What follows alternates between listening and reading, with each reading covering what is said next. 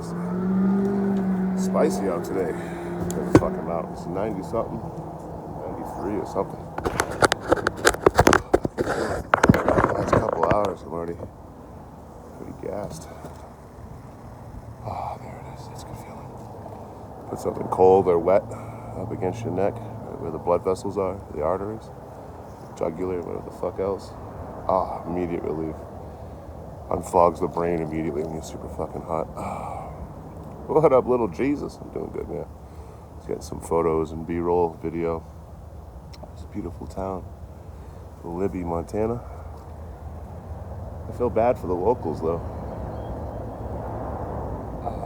Back when there was heavy logging in the area,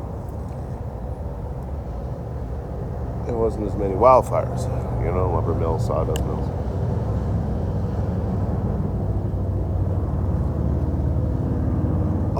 So since they dialed back the logging, increased the for-profit firefighting out here. It's crazy. Corporations make a massive amount of money on the wildfires. That's why we still fight fires like we did 100 years ago, right? But I feel bad for the locals here because they don't get summer, they get fire season, right? That's all they get. What's up, Will? What up, Coda? Morning, son. Good to see you. So they get winter all winter long. It's fucking snowy. Like this is where they filmed The Revenant, you know. They also did the river Wild out here. But yeah, all summer they got smoke and fog and fucking, you know, terrible air quality and shit. Then on winter they got crazy snow. So they basically get like a month every year, 2 weeks in the end of spring, beginning of fall. But they do enjoy the scenery. Go outside for a bit. Yeah, I'm getting some miles. I think I made about 600 so far in total, something like that. Don't mind me, folks. It's hot up today, and I've been walking around for fucking 2.5, 3 hours. So, cool that blood off, going to the brain, man. It's like 93, 94 degrees for the real feel. It's not too humid up here, though.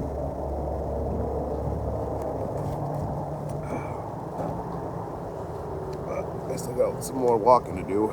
It's only 3:30. I'm gonna go keep on walking. I went right through this whole fucking town so far today. I'm very proud of myself. My cheat day isn't until Monday to Tuesday to Wednesday. One of those days will be my cheat day.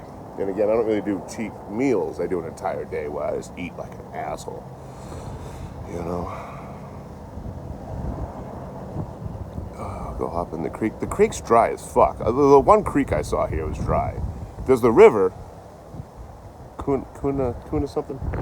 There's the river here. I've yet to see that. I think once I get to the east side of town where I'm headed, I'm almost there. I'll be able to get right up on the river. There's a bridge there or something, hopefully I can get on. But I saw one creek in town, and it was like dry as fuck, boy. There might be a different creek though. I'm not sure. Log some miles. Yeah, man, I told you guys 11 days ago, like 2 weeks ago. I was like, look, when I start moving, I'm just going to keep trying to get fucking back to Boston. However, I did make the mistake yesterday. I was sitting there looking at Google Maps when I jumped off my train, and I was looking at all the distance I've covered from Portland to here, and today makes day 12. 12 days, I made it all the way to Montana. And I'm like, damn, like, we went from Oregon, Washington, Idaho to Montana. Damn, man, we looking good on paper. I'm like, how far do I got left to Boston? I scrolled out. And scrolled out, and scrolled out, and scrolled out, and scrolled out. I'm like, I'm still nowhere near fucking Massachusetts. So, I get on too much time to like fucking dilly-dally. But as long as I can grab a train out of here, I'll still be in pretty good running. Pretty good shape to go on and get. I can skip the next stop in Whitefish. Get up to, probably jump off at Havre. Forward. In the Whitefish. Hour and a half, 2 hours away from here, and then grab a train to jump off in North Dakota, get supplies there, you know. On scooting. I don't know yet. I was like, scooting? What did I say? Immediately, did I say some stupid joke? Heading on out tonight. No, I don't know. What I really want to do is, I've never seen The Revenant. I haven't seen the River Wild in a long time, so I'd like to watch the movies like that were filmed in the places that I go to. So maybe I'll watch The Revenant tonight. 6-pack, watch the sunset over the mountains. Assuming, yeah, I'll go down that way over the mountains. Mountains all around anyway. Just gotta get a little high up. Grab a 6-pack.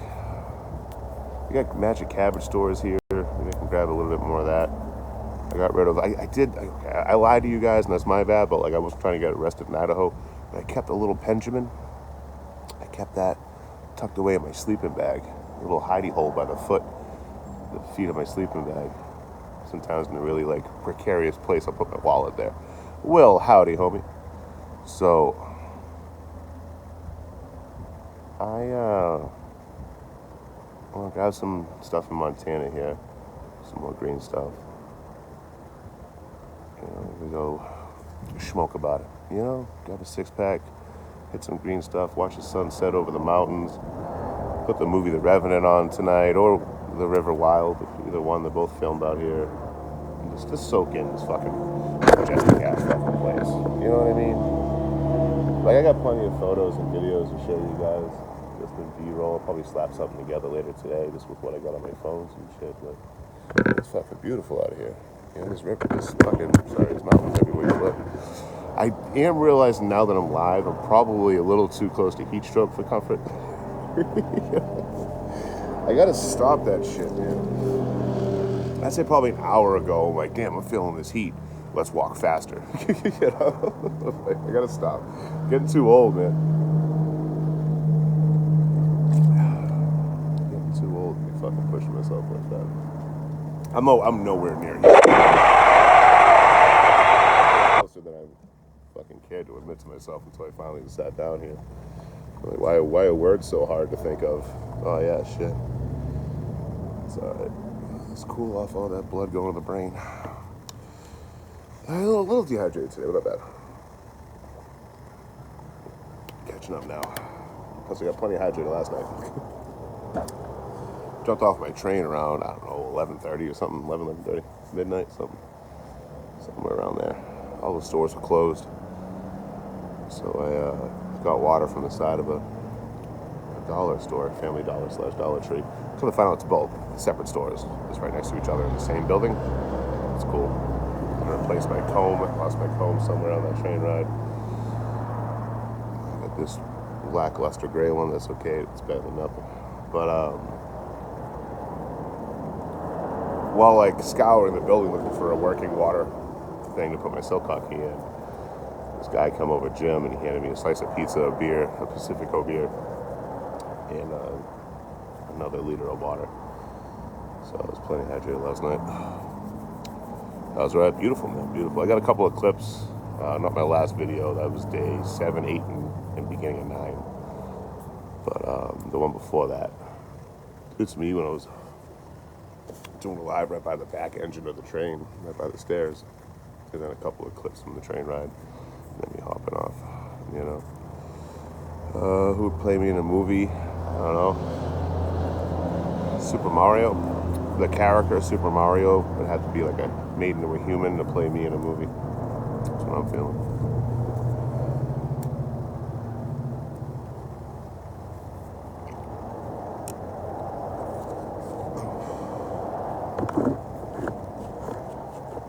Good day, man. Just taking a break here. Take a break, walk for another hour and a half, and then go get some dinner somewhere.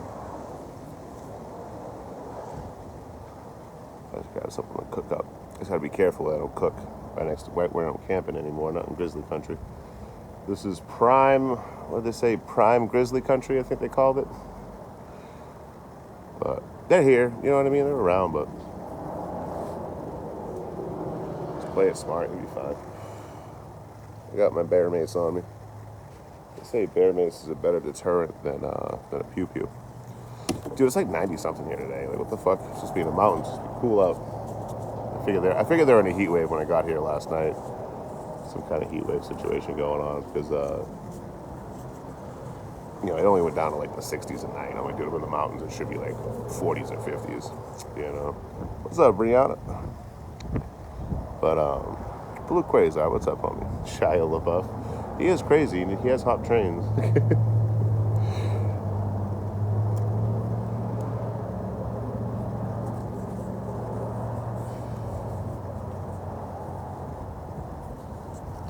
Shia LaBeouf will go to a train rider and pay them like $5,000, $10,000, something like that, to go take them on freight trains.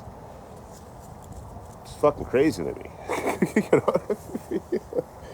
One, that people would do it. How dare you? How dare you take this fucking sacred thing we have out here and teach, you know, put a price tag on it for people, you know. We'll do ride-alongs. But, yeah, Shia LaBeouf did some interesting shit. He's crazy. He's batshit crazy.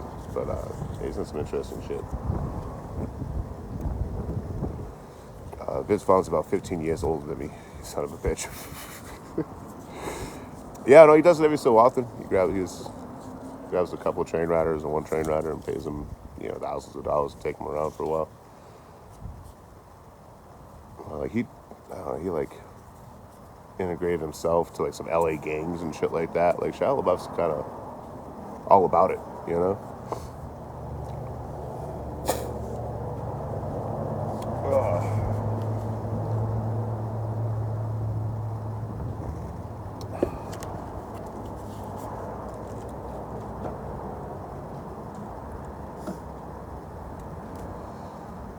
Vince Vaughn only knows how to play Vince Vaughn. True, but if you like Vince Vaughn, you're good to go in any movie. Yeah, I'm not far from the Canadian border at all. It's called the High Line, the train line I'm on. It's called the High Line. Yeah, I just bought that shit. I was rocking the one from the train. I came over here to the closed business to take a break, and this shit's like harder than a soup would be. I need to grab more water anyway, but I'm gonna grab this gallon jug here. And a whole bunch of Gatorade. Fucking house this Gatorade.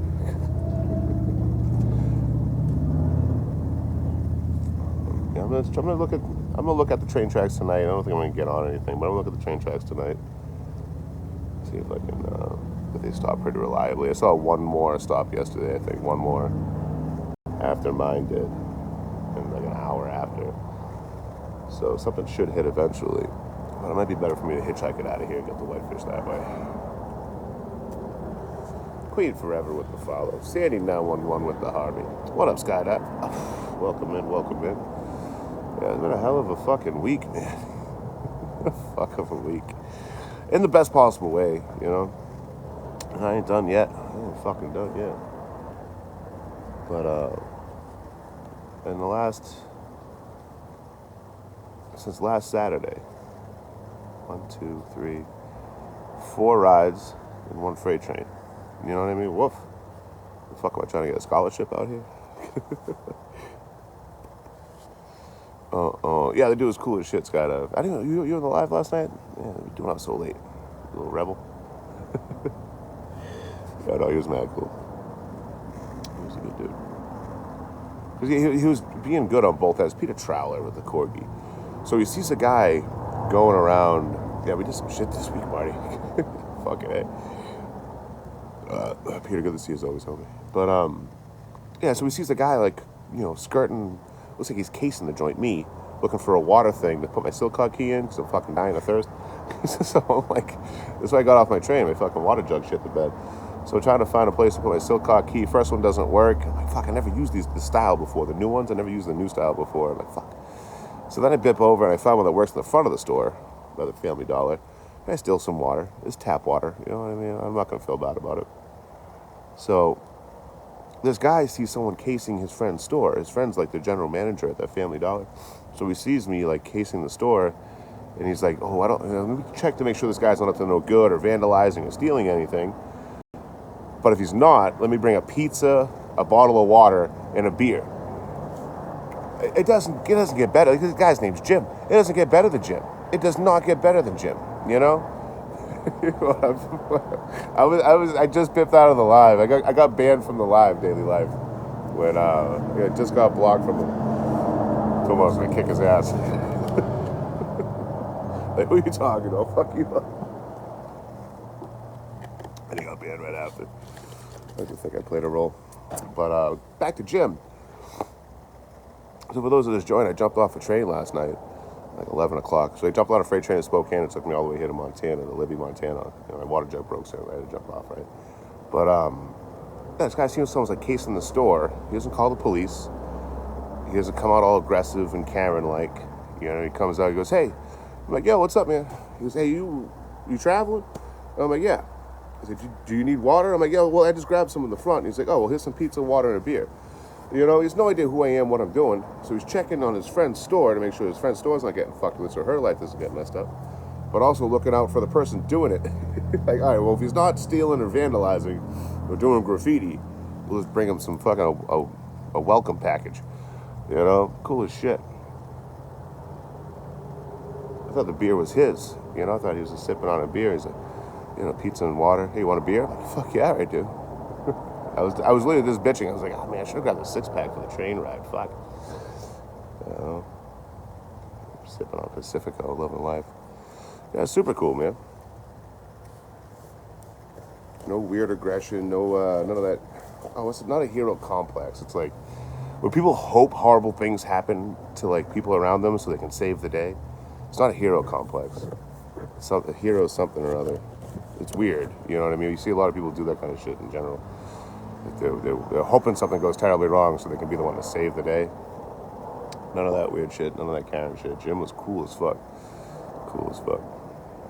Yeah, man, it's just out starving too, man. I think when I'm on a train, I'm just eating like a fucking rabbit, you know? Just tree nuts, trail mix, and protein bars. Peanut butter, almond butter. There was one time I ordered a pizza to a train before.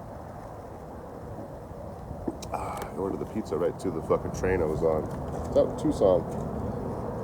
My road dog was bitching about being hungry. I'm like, you didn't grab food before we got on here? And he goes, I got a little bit. I hardly ate today. I made no money. I'm like, fuck. Hold on. So while we're sitting on the train, ordered a pizza. It was on sale. It was like $15 for a large pizza and like one topping. And I was like, fuck, if the train leaves, I'm out $15. If it doesn't leave, we get pizza and beer. You know what I mean? We already had the beer. I didn't know homie was hungry. I mean, I just showed up with a 24-pack of this fucking party. 18-pack.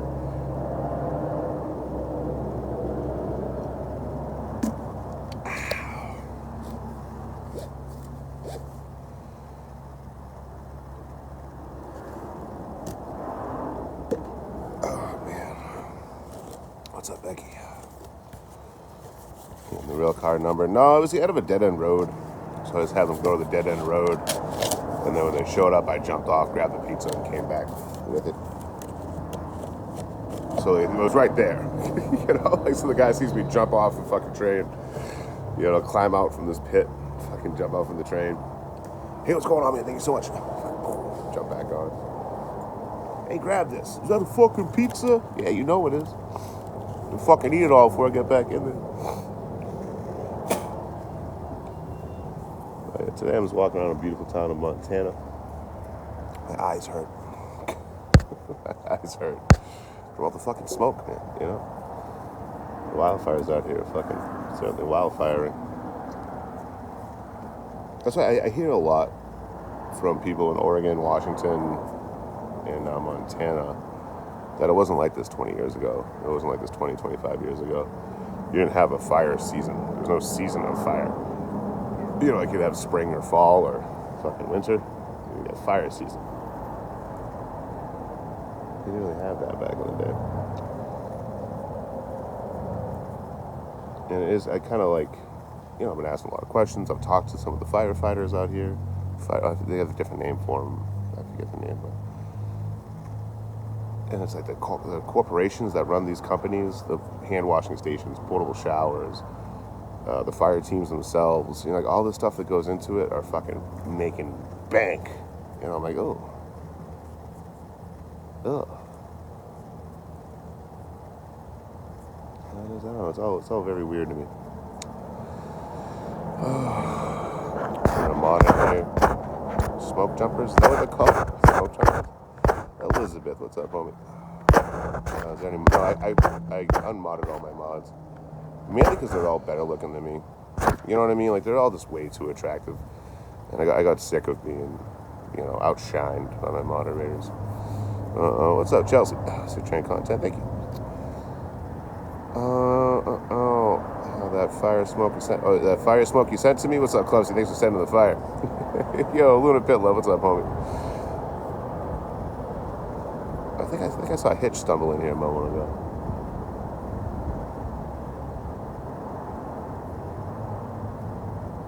Oh, it's been a fuck of a week. Looking forward to, I think, like Monday night, Tuesday night.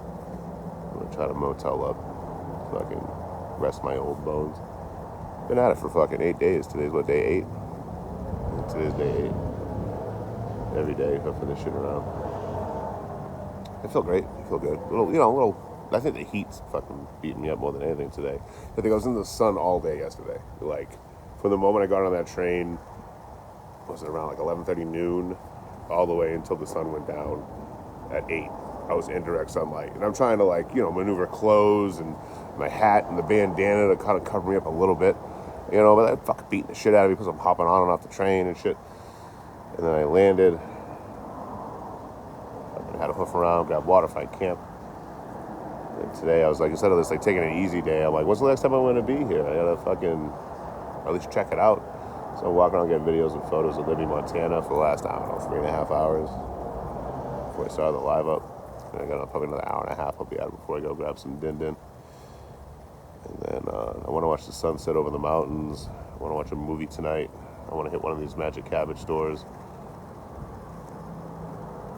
There's one nearby. I think it's one over there. I'll do that after the live. Get some green stuff. Went through all mine before I hit Idaho just to be safe.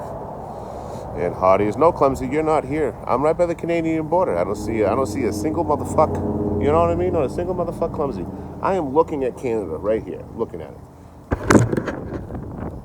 There's Clumsy. Right? You see that little dip in the mountain? There's Clumsy's van, and there's a good boy named Yoshi in there. He's right there. He won't even drive down the mountain to come say hi. You know what this motherfucker said to me? This motherfucker Clumsy, what he said to me? He said, "You're not worth the gas." And I'm like, "I'm not worth the gas." He's like, "You didn't let me finish. You didn't let me finish anywhere, man, Troy." And I'm like, "Oh, well, go ahead and finish." He's like, "I don't have the gas, bitch." That's what he wanted to make sure he called me the B word. Cancel Clumsy.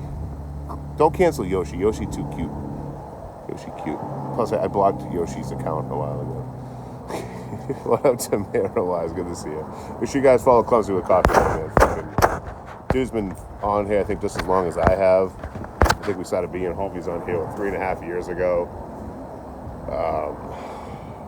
I think when we first started interacting on here, I got the vibe that we both were just sick of travelers on TikTok at the time, because it was either like cash grab and scam, or you have $1 million fucking rig, Sprinter van decked out type shit. You know what I mean? There really was no in between. Like, no one was just on here to be on here and fucking chill out, have a good time, fucking community build without being scammy and money grabbing all the time. It's like either going to money grab or you're going to be like this pristine, prim and proper, hello, chat. You know what I mean? And neither one of those bubbles appealed to me. So I think me and Clumsy, when we first started, seeing each other on the interwebs, I was smitten by Clumsy's just like, yo, I'm out here vibe. Like no bullshit. Just fucking here. There wasn't a lot of that back in the day. There wasn't a lot of that at all.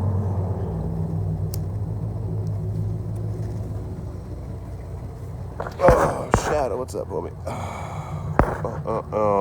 Same here, Clumsy, you know what I mean? What's up, Jim Cook? Coming to Hook, is that Montana? I don't know, man. I don't know where I'm gonna end up. It's either a freight train from here to Havre or freight train from Whitefish to North Dakota. Those are really my options. But if I can't get a train here, I'm just going to hitchhike into Whitefish. Might end up going somewhere in between. It's only an hour and a half, 2 hours away. If I could get a whole bunch of supplies and just sit on a freight train, I can sit on that bitch for a whole day, full 24 hours and see where I end up. Probably Havre, Montana. But it's such a drag too, because I know once I no matter what, when I'm on a train and it's getting past Whitefish, once I get past Glacier Park, it goes back to like that barren desert land again. I'm like, fuck, man, it's so much desert, all through California. I didn't even know Washington State had a desert. And then I'm in there like, oh yeah, dude, more sand dunes?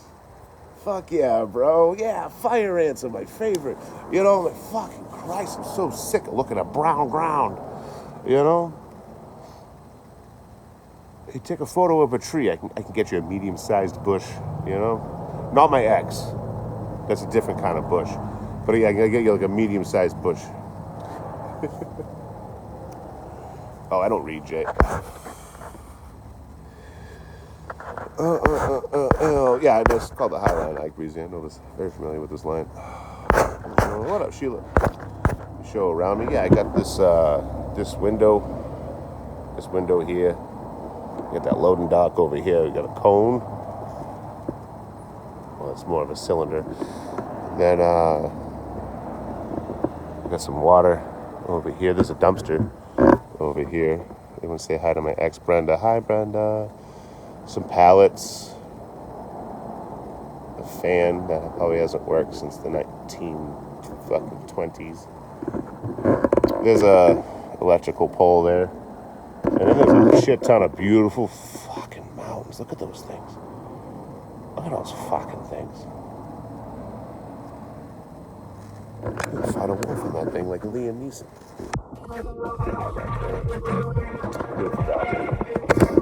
I figured I'd fuck with you first.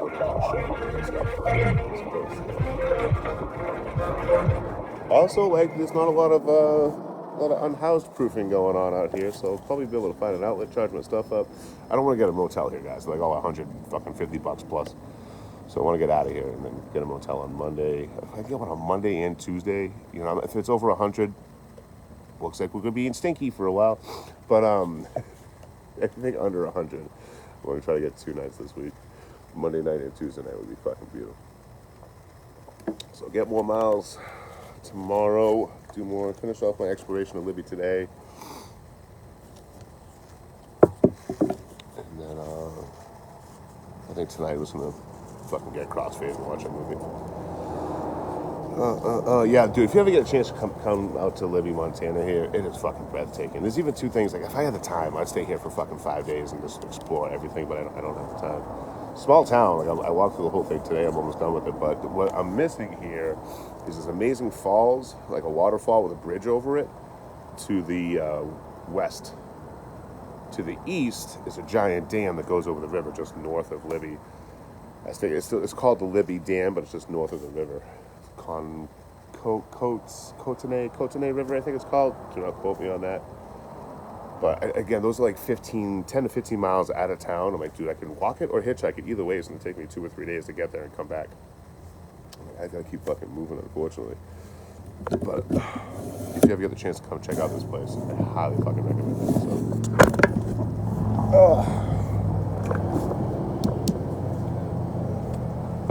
Hey, what's up, Lupo? What I've been doing? I said, come on the internet, Lupo, and I say, can someone please give me a ride? Please. You know, and I bitch about how hard the places I am. No one gets rides out here.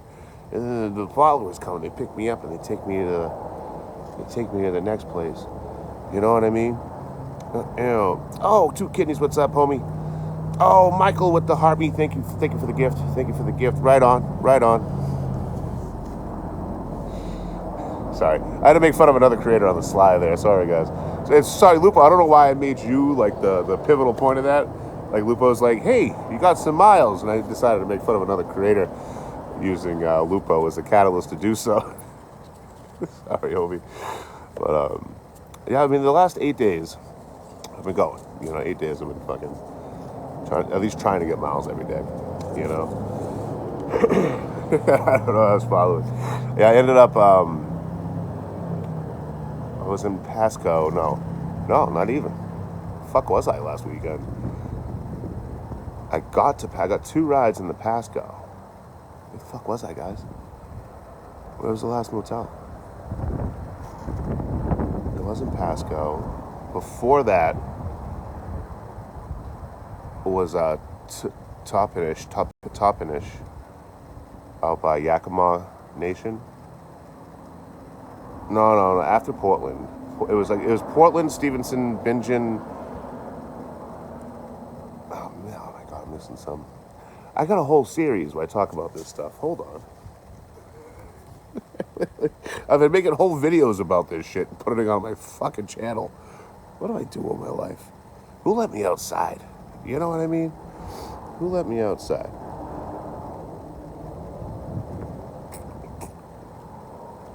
Oh, this phone got shit service. Whatever, either way. I got 2 rides in one day. The first one took me to Yakima Valley. The Yakima Valley, I was about to give up. Try to hitchhike out of Yakima Nation in Toppenish. And I got picked up. That brought me into Pasco, the Tri-City area. But I sat there for 3 fucking days trying to get a ride. Again, I was about to give up on day 3, at least to go take a break and get some food and get out of the sun. I got picked up and took to Spokane. And in Spokane, I hitchhiked to the other side. They threw the downtown in the bed of a pickup truck.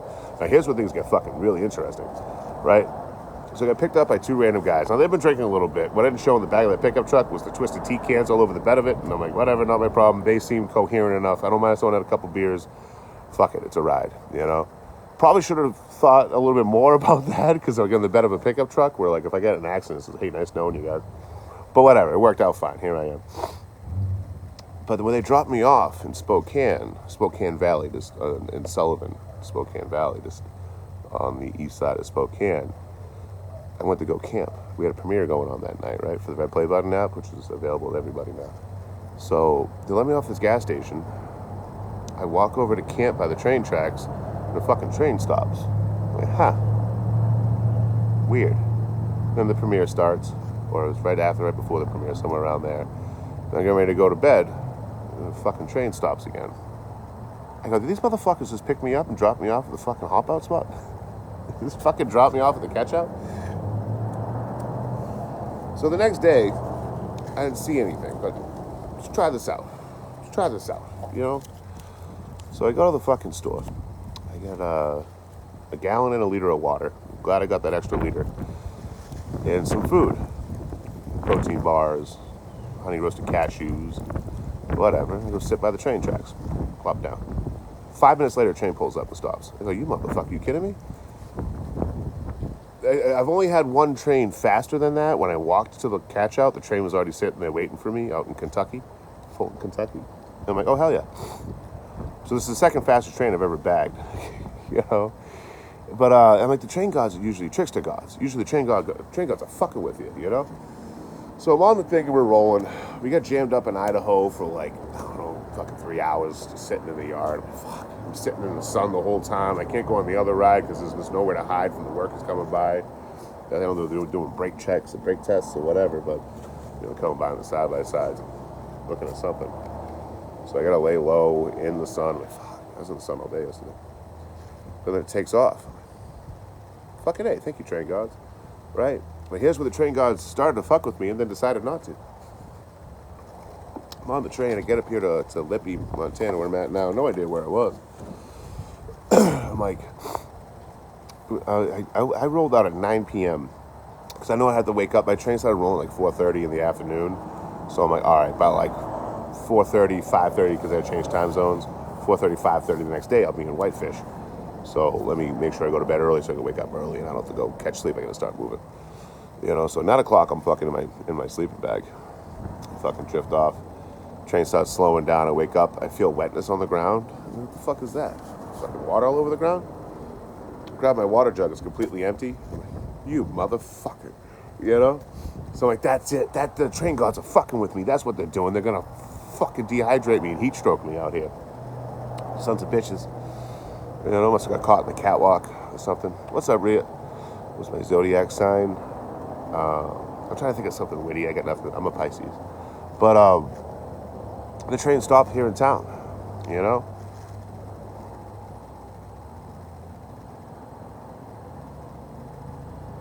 What'd you just do?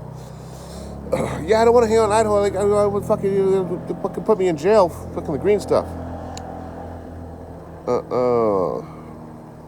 Alright, we got a J name. Oh, you heard you wanted to hear. Adriana, what's up, homie? Love your profile picture. Was that you, Jay? Alright.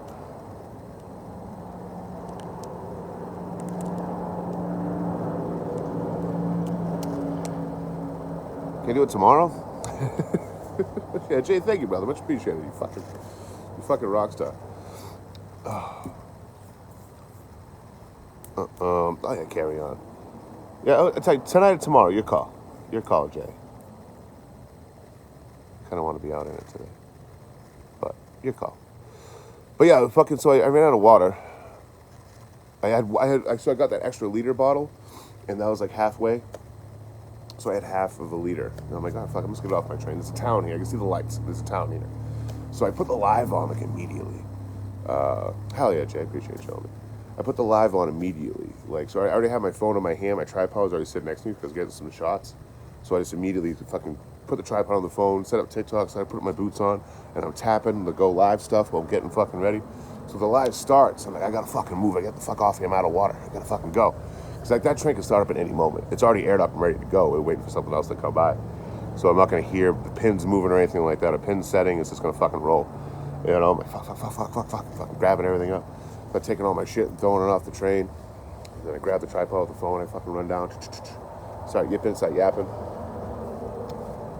And then got up, used my Silcock key to get some water. Everything's closed. Fucking small town up here. It's a population of 3,000, but like a lot of it is outskirts. Like a lot of it's like way out, all the way around. It's a giant valley. It's not a lot of town.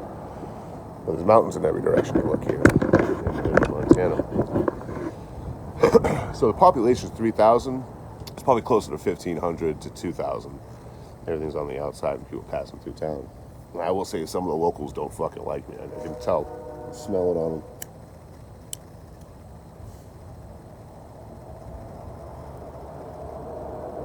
The train's going slow, Lupo.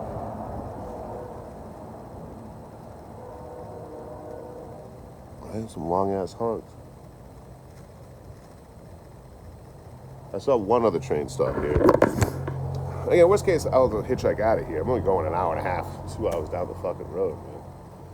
You know? But that last train ride was fucking really enlightening for me. Like, I was on that bitch all day, and you didn't even get that far, you know? Cortez, the level up Sparks, thank you. But I never use my phone, unless I was getting footage and whatever, or pulling the camera out for photos. Like, I wasn't really on the screens that much. And I was like, I gotta figure out my platform. You know what I mean? I gotta figure something out. Because I don't have any fucking competition, guys. I haven't had competition in fucking forever. You know, like, there's plenty of people that do stuff like I do, but no one does it like me. I'm not saying for better or worse. I'm just saying no one does it like me.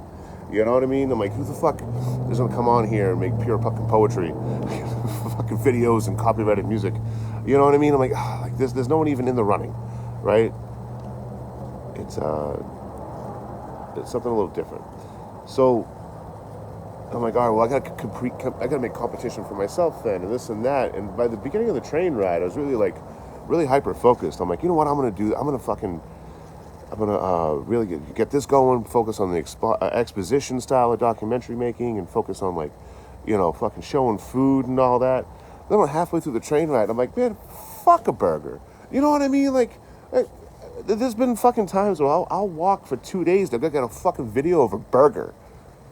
Who gives a fuck about that burger? You know, and I love, you know, people love food, and food always does well on views. You know, I like cooking on live and shit on occasion. But who gives a fuck about me eating a fucking burger? You know? Okay, guys, we're over here trying this out. Hey, check this barbecue place out. I'm like, fuck all that. Why am I even doing that content? I fucking hate creators that do that shit. And here I am chasing the same shit. You know? I'm getting ADHD brain here. What it comes down to is fucking, I can't try to do what other people do. I gotta stop trying to be other people. I gotta stop trying to fucking follow trends. I gotta stop trying to, you know, placate the algorithm in any which way, shape, or form. Just fucking do what I do. Whatever the fuck I feel like making, make it and call it a day.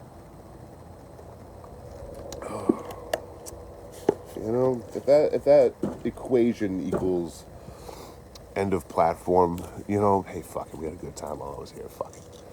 You know, I'd rather do, you know, if I'm going to constantly say I'd rather have one person in here I enjoy talking to than be miserable with 1,000, I better stop living that, right?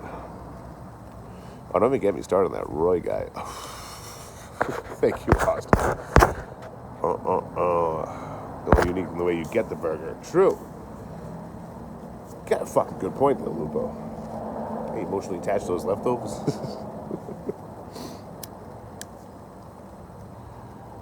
That's one thing I would love to do is like, you know, the shit you do when you're broke out here. You know? Like, which I very rarely have to do it. Once when I worked in travel, that's when I would do like the dumpster diving, the white boxing, and all that shit. But I keep that all to even when I did it, I kept it all to a bare minimum, especially now that I don't really need that, you know. But I can't give away all the tricks and secrets out here. You know? Everyone in New Orleans will stop giving their leftovers to people. Don't chase it. Yeah, I think that's kind of what I was trying to get at. I'll find a better way to articulate all this. But I was looking. Yeah, there's a museum somewhere here. Thanks for reminding me. To take a peek. I got about an hour and a half left. I'm out of gas. You know what I mean? I've been walking around for the last 3.5 hours. Fucking full gear. It's over 90 degrees out. Oh, say finally the fucking smoke has subsided. It's because of the high winds, so it'll come right back because the high winds are gonna feed all the flames. Just to the west of here.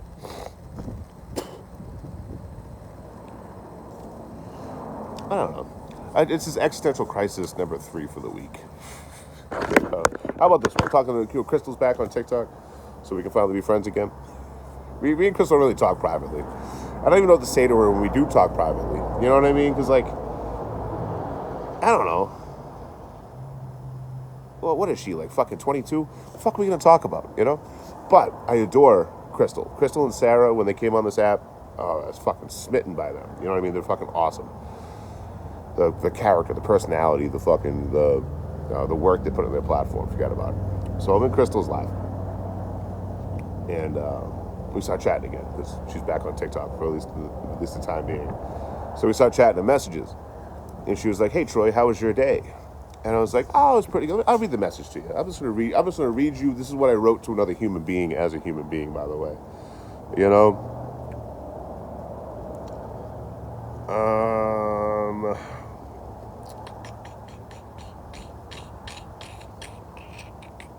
Here we go. Troy, I hope you had a good day. How was your day, by the way? I'm good. I had a YouTube premiere, a hitchhiking ladder in the back of a pickup truck, 3 existential crises, and a protein shake today. You know, and it's a very accurate depiction of the day. It's an accurate depiction of the day. But how the fuck you can't talk to me privately, you know? The entire time, either I'm pretending to be human or I'm having my own conversation. You're not even part of.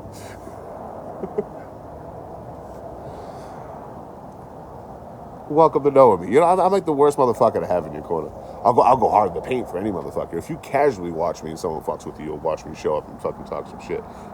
I've done it recently. But when it comes to casual conversation, "Hey, Troy, what's your favorite cat?" I don't know, Armored. You're like, "What the fuck did you just say?" Then I'm walking away, or I'm gone, I'm out of the message thread. You know, whatever. "Hey, Troy, what's your favorite cat?" I don't know, Armored. I can't just be a normal motherfucker, you know? What up, Cool Graham? Dara, what's up, homie? Welcome in. Monty Lee, good to see you. How you doing, bro? You guys are treating you well. I don't know what the fuck is up with y'all. Like, I do some dumb shit, right? I made a career out of it.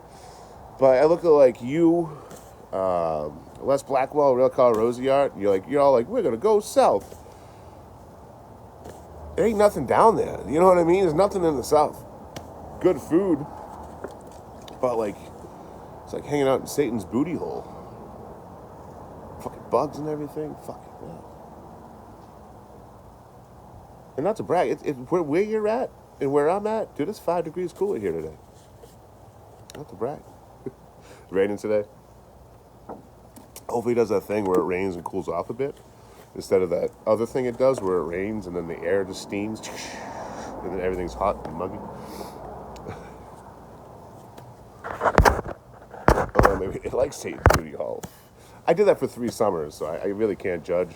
This is the second summer ever I've been up north. Last summer and this summer. And I'm glad too, because like I used to stay in the south throughout the whole summer, then I'd bip up and come right back down when the cold came. You know, it was kind of a silly setup. But I was dating someone that was really unhealthy for me to be with in Arkansas. I made a post.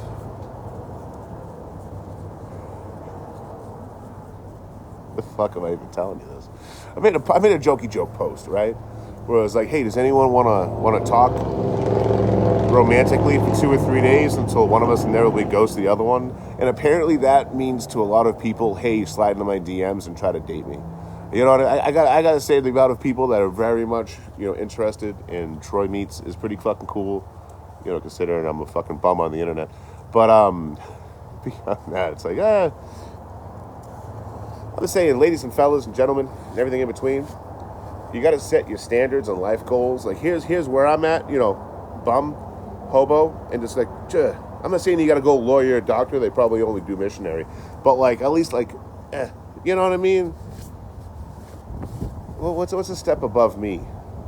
This dumpster over here, somebody's fucking grandmother's, something, anything. Anything would probably be better.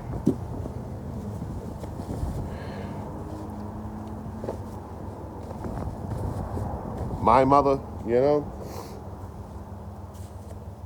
don't fucking say anything, chat. You fucking say anything about my mother. I know I opened the door. Don't you fucking go in it. Heathrow, what's up, brother? Heathrow and Ginger. Fucking sucks, dude. I miss both of you. But I'll be back. Chris H, what's up? How do you know my mother's the sweetest, Shadow? Fuck my mom?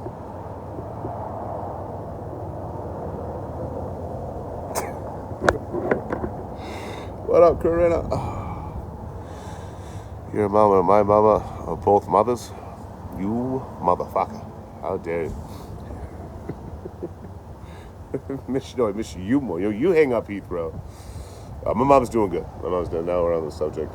She's doing good. You know what I mean? Like, I don't want to say the diagnoses and shit. I put it in the Discord, and immediately I was like, oh, that's not like mine to share. But she already had cardiac issues going back 4 years ago, and didn't change her lifestyle at all. You know what I mean? Kept with the bad eating, kept with the fucking smoking tobacco and shit and whatever else. So it caught up with her 4 years later. She has to change her lifestyle drastically. I'm kind of glad I'm going back so I can kind of, hey, why don't we not do this and do this instead? Hey, you want to be dumb, be dumb. That's fine. You can go be dumb. The same shit she did to me growing up. And do it to hers now as an adult. Everything seems fine on the home front. But me and my nephew are heading back home. We're both going back to Boston. And it's like, all right, when we get back there, let's look at what's going on here. You know what I mean? Because we're both getting ready to hang up our boots. My nephew travels too, the one I raised. He travels too. It's a much smarter way. He does it for work. But yeah, if we get back and it's like, someone's got to be here to help. We're both just gonna fucking take turns. You know what I mean? And just go back and forth with it. And then figure it out from there. Because we both can, get gigs in Boston, no problem. We both have social media that we do for main income and shit, so it's very doable for both of us to kind of tag team it and do it. It's even if we have to, and at least no matter what, we kind of have that option. It's like, I didn't even factor him into the equation. He's only 22. I'm like, fuck, go live your life, But my parents were a huge part of this growing up, for sure. But like fucking massive part. So if we go back and motherfuckers need some help because they're just they raised me and they raised him. We're all very stubborn fucking humans. So we go back and we get an inclination that one of us got to always be around. One's going to stick around. One of us will always be available, kind of thing. Since we both travel for work, travel for a living, having us both do that will give us both an opportunity to take breaks, go out, get shit done, this and that. You know. Plus, I started watching this motherfucker's videos. I'm like, dude, what do you use to edit? He's like, edit? No, we're having to sit down. He's like, no, you don't have to edit them. And I'm like, oh, how long you been doing this for? He's like, 3 years. I'm like, all right, we're gonna sit down. We're gonna figure some shit out. I'm gonna show you some stuff. You know, but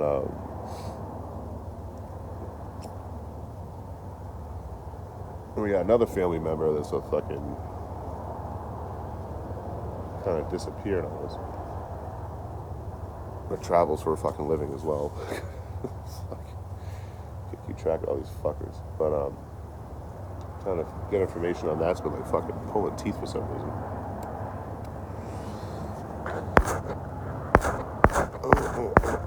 Sue, I saw that video. You got what Token send you the sign?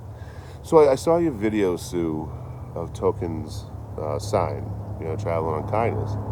But then I saw the tag, because I saw her tag on the way here in Sandpoint, Idaho. I was on a train, I saw her tag, and I'm like, why do I know that tag? I don't know that motherfucker. Why do I know that tag? Why do I know? I know that tag. I know that tag. Where the fuck do I know that from? I couldn't. This is yesterday. I'm like, fuck do I know that tag from?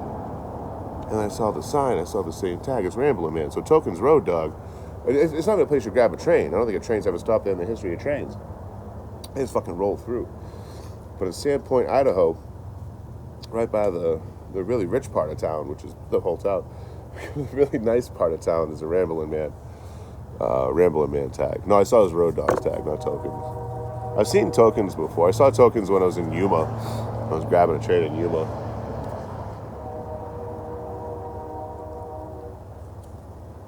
My buddy was fucking breaking my chops when I was in Yuma. He was like, you're on the wrong side. It's not where you catch a train. I'm like, this is where you catch a train going the other way? He's like, yeah. I'm like, all right, so at 8 p.m. this train came by carrying this material. He's like, all right, I see what you're doing. All right. I'm like, well, you know, at 10 p.m. this train came by and it was 4 engines carrying this on the way. All right, Troy, I get it. And then at 2 in the morning, a train came by that had 2 engines on it with no pusher. And yeah, all right, I get it. And then the intermodals came through. I try to bag as much information as I possibly can, you know. No, I didn't really tag too much at all last year. I usually do when I'm doing trains and shit. I hop off randomly, I put my tag in. I haven't done it here yet, but... Oh, no, I did. Oh, I tagged your spot, I think. I think right by the river.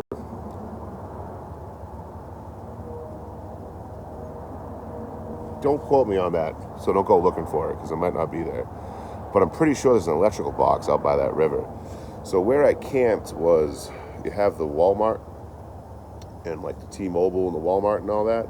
If you go, there's a hiking trail, a bulkhead hiking trail that goes up. And I want to get off the hiking trails because like there was that potential serial unaliver from last year. That's the end goal here. Just try to get as many rich people wives pregnant as humanly possible. Tina Marie with the hand hearts. I want to breathe them out of existence. But there's a serial unaliver potentially taking people out on hiking trails in New England last year, especially Connecticut and Massachusetts. So I think that was the first time you ever see me not have the knife on my hip. I'm like, no, I'm not trying to make anyone uncomfortable. But I ended up Walmart, T-Mobile, hiking trail coming out of there. If you just keep going straight, when the trail kind of turns, just keep going straight to the river. That's right where I camped. So the river kind of Z's out like this. And I was right here, right where that bend is. It's like a 90-degree fucking bend right there, too. That's where I saw all the geese and all that. I think there's an electrical box there, and I might have tagged it. It's not too, you gotta go bushwhacking a little bit to get there. It's nothing crazy though. But I don't remember if I really did or not. Well, I was there for what, 3 days? So like I was there for like 2 or 3 nights, right? Yeah. So one time I came right by where we met, the gas station truck stop thing. I camped out right in the field next to that, and that's when I was live the next morning. And some guy's just yelling at me out his window, and I'm like, talking to me. He's like, what are you saying? I'm like, oh, I'm not talking to you. I got kids over here. All right, cool, man. Why are you recording my kids? I'm like, oh, camera's on me, man. You guys aren't important enough for me to put a camera on you.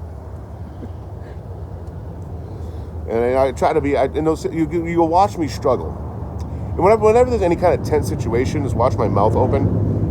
Keep an eye on it. If you ever see a tense situation, this video is up, like the cop in Wisconsin. was trying to bully me on ID, and I wasn't having it. You'll see my mouth open and close real quick, like a fish. I'm about to say something fucking really smart and really wise and really rude, and I stop. And you'll see me fucking, okay, how do I say this like a normal person would? But at some point, I don't stop anymore, right? So with that guy in particular, I forget exactly. He just kept going and going and going. I was like, motherfucker, just say you don't like homeless people. Like, what the fuck's your problem? Like, I didn't make you ugly. God did. The universe made you ugly. I didn't make you an ugly motherfucker. It had nothing to do with me. Your parents made you ugly. I'll call the cops. Yeah, go ahead. Cop shows up. Yeah, hey, you're not doing anything. All right, see ya.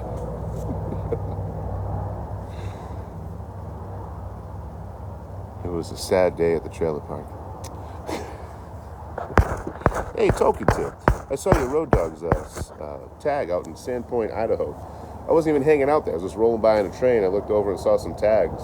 And I'm like, oh, what the fuck are they doing out here? Trains. I've been through there twice now. I've never seen a train stop in Sandpoint. But yeah, I saw Rambling Man's tag, and I'm like, where the fuck do I know that name from? I'm like, I don't know him personally. I remember if I saw someone writing the tag, if I knew him personally. I'm like, I don't know this mother. Who the fuck? Where did I know that tag from? I know it from somewhere, dude. Could not put a finger on it. I was scrolling TikTok this morning. I was waking up, and I saw Sue's fucking photo. You sending your sign to her, and I saw a Rambling Man's tag on there. I'm like, that's where. Fuck it. So yeah, I saw your Road Dogs tag out in Sandpoint, Idaho, on the side of a moving train. There's a huge yard in Sandpoint, really? Huh. Yeah, I lost an hour. I didn't really realize it. Because that does make more sense. I was in bed by 9, and then all of a sudden I'm waking up at 11, and I got to jump off my train because my water jug broke. Did you fall from heaven? Because your face is all fucked up. I'm waiting for the right time to drop it, but I thought of a new shit talking line today. But I gotta kind of commit it to memory,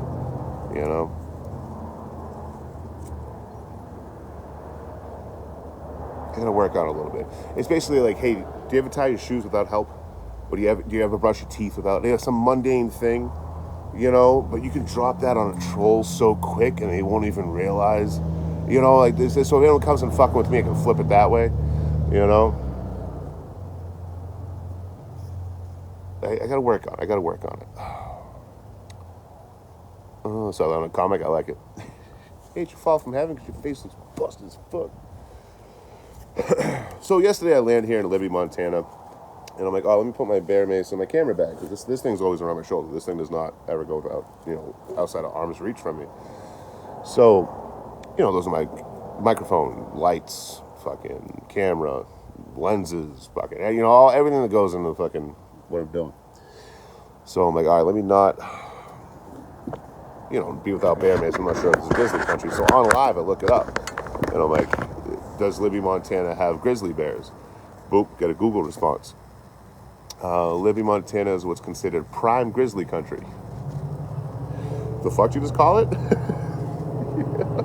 What the fuck? What words put together in one sentence is that? But there's 50 or 60 in the area. I didn't realize grizzly bears are endangered on top of it. I'm sure the crazy weather patterns and wildfires ain't helping.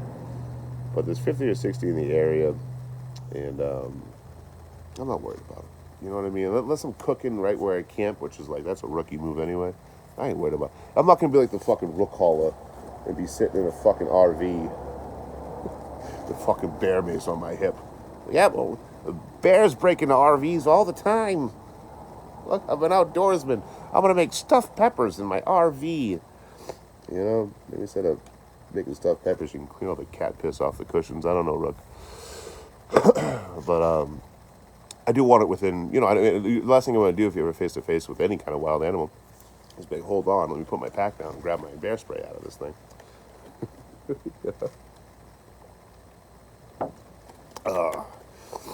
I'd say Rook Holler has more beef with me. I blocked him and he got all butthurt about it. I can tell the story real quick. Why not? So Rook Holler, I go into his live one day, introduce myself. He's on the back of his car cooking up some fucking food, and I'm like, "Oh, another traveler. Hey, what's up?" And then like 2 weeks later, he's like, "You guys want to see me on a freight train with Anywhere Man? That's right, guys. We're gonna go cooking on a freight train." I'm like, "I don't remember fucking telling you I'm bringing you anywhere. What the fuck? Like, that's not a cat I bring to go do illegal activities in a dangerous environment. You know what I mean? Like, what's his name? Jose, whatever. I would not bring him out here and trust him with my life. You know, if you've got a road dog out here, you got to trust him with your life. You know what I mean? Or vice versa. But I was like, that's kind of weird. But still, whatever. I still fucking interacted. He'd come in here, I'd go in there, you know. But I say 3 weeks total we interacted on the internet. But he goes live from a restaurant. And he gets in an argument with some guy at the restaurant. The guy's pissed off that he's being loud on his phone. Rook Holler's mad that this guy said, "Hey, can you please quiet down?" So they start they're both being childish, talking how much money they make and who makes more, and you know, and they're just being childish and petulant. But the guy is a physician, and he's with his 4-year-old fucking kid. Right, so his 4-year-old kid's a restaurant. You know, I was a bartender for 10 years. It's very common. You don't want to go grab a table, wait for an hour for a table, and come sit at the bar. You know, it's not like it's a fucking dive bar where everyone's just getting shit-faced. It's a restaurant, you know, like a nicer restaurant. So, good old rookie boy starts threatening to beat the guy up in this busy restaurant in front of the guy's 4-year-old kid. And I'm like, I don't know what in the anger problem that is. I just know I ain't fucking with it. You know, whatever that energy is, I want nowhere the fuck near me at all. You know? So I blocked him for that. And I was like, all right, see you later. Have a nice life. So, good old Rook Holler. You know, the guy that stopped driving trucks to get attention by cooking food in the back of a car. Talk about there's one thing that always kind of threw me for a loop, though, when I did watch him. Because he would talk about how cold it was outside of the car. Like, he had a thermometer set up in the window for how cold it was outside the vehicle, while he's inside the vehicle wearing shorts with the heat on. And then, like, the one time I saw him, like, go and do something outdoorsy, he brought, like, a giant pop-up tent with a heater in there. And he's like, yeah, it would be an adventurous. I'm like, I don't know, man. It seems like you're having a home with extra steps. You know, I don't think you need $800 to go sleep outside. Especially at that point, I'm under a tarp in a snowstorm. And I'm like, yeah, I don't think you need all that. I'm pretty comfortable under here. Just have a little fire or something, I guess. But, and that was that. I just blocked him. I never talked shit about him. And, you know, we didn't have an overlap of following because, like, you know, look at him. So, like, unless you want to buy tumblers and fucking shitty coffee, you know what I mean? Like, it wasn't really a big overlap of following. So I just blocked him, went on my merry little hobo way. That's one thing that's great about what I do is I don't need anybody. You know what I mean? If I interact with someone because I like them, I like the content, I like them as a person, you know, and if I get the inclination later on, I'm like, oh, you know what? I don't like this motherfucker. I can just block him and move on. You know what I mean? Like, my content's always been standalone. Look what I fucking do. I risk my life and fucking limb for this shit and do so with a smile on my face the whole fucking time, right? It's called an explain or brag. Brag about yourself during the explanation. However, 8 months goes by. 8 fucking months. I'm not talking a week. I'm not talking a month. I'm talking 8 fucking months goes by, right? And someone sends me a clip. Another creator sends me a fucking clip of Rook Holler talking about me. So someone in his chat's like, hey, do you know Anywhere Man? He goes, that guy's a sellout. And I was like, what? Anywhere Man's a sellout? Why is it? My haters paid him to block me. I'm like, motherfucker, I did that for free. So I did 2 things as a response to that, which really pissed him off, by the way. That whole rant about me for like half an hour, but he doesn't know anything about me because he's too self-centered to learn about anybody else. You know what I mean? So it's all this blanket insult shit you'd get like in fucking grade school. But it was funny too because he was wearing a hat someone paid him to wear for like an Ohio college team or something. Like one of his supporters paid him to wear the hat. He's calling me a sellout. Well, selling his fucking shitty coffee. You know, but I made a video to Pink Floyd's song Money under my tarp when I was up in Tennessee. And I was playing guitar at the time, so I always had like bills on me. Usually I gave the 1s and 5s to unhoused homies, and I kept everything more than that for myself. Change and all that I was getting the unhoused homies.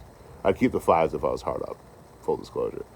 But I had like $12 on me in like 1s and a 5. So I just put that all down my arm You know, I put it here and then I sprawled it all out. You know what I mean? Like, do you see those like videos of people putting hundos and 20s down their arm? I put like $12, you know, to the song Money playing. I took it and threw it all up in the air. The caption, like the text on the screen was like talking about how much money I had or whatever. Like, look at my bankroll. Just having fun with it. Then from Tennessee, I got to Arkansas a couple days later, and I was under a bridge during a rainstorm, and everyone was freaking out because it was a gnarly storm. But I'm under a bridge, I'm dry. You know what I mean? Like I wasn't in danger at all, but people in the chat were freaking out. You know, like you guys worry way more about my safety than I do, which is fucking sweet. But I'll see that. I got to calm it down. You know what I mean? Like, all right, let's get goofy here, so everyone doesn't focus on that. So I started pulling my other phone out and started blocking them on my 2 other accounts. Back when I had 2 other accounts, but my backup account and a third account. So it was I got paid $2 to block them on 2 different accounts. I was like, I don't want little Jose to look like a liar. All right, give me a penny or more, and I'll block them on my backup account. You can't give a penny on Cash App, so someone threw me $1 on Cash App. I blocked them on the second account. All right, here's the third account. So I made them honest. 2 people have paid me to block them now. Chica saw, what's up, homie? But I'm guilty of it too. When I first started, the hyper focus on criticism, but it's always it's kind of sad, I guess. But it kind of tells you a lot about the creator too. When all they do is talk about their haters. That's all they fucking talk about. You know, like that's the entire live streams, videos is all about the haters, the haters, the haters, the haters, the haters, the haters. And I get it. There's a psychological manipulation there that can make the host money. You know, the us first them mentality type shit. But that's mainly what it's done for, is to get fucking money out of people, right? It's all manipulation. But some motherfuckers just can't take criticism on here. Like, I've met quite a few creators that can't even take a lick of criticism. Like, oh, someone doesn't like me. Cool. Not everyone's going to like me. Someone doesn't like me and they said they don't on a different platform and 30 people saw it. Well, that's not... We're going to do a whole live stream about it. That's why they all never get to. These motherfuckers will promote their own hate pages. You know what I mean? Like, I'll do that for fun. Man. If there's ever a hate page out there, they're fucking saying goofy shit, go check out these dumb motherfuckers. They need the traction. Check them out. It's fucking hilarious. You know, but like, I don't get the whole like being viscerally upset about hate groups and people that don't like you, and then promoting the living shit out of them. You know, it's like, okay, what's their reach every week? 30 to 100 people. All right, let's make that 5,000. Wait, what? Yeah. And then anyone that's like, you know, turns out not to like me somewhere down the road, we have disagreement with something like that or whatever, as a host, you piss off a viewer, they know exactly where to go to band together against you.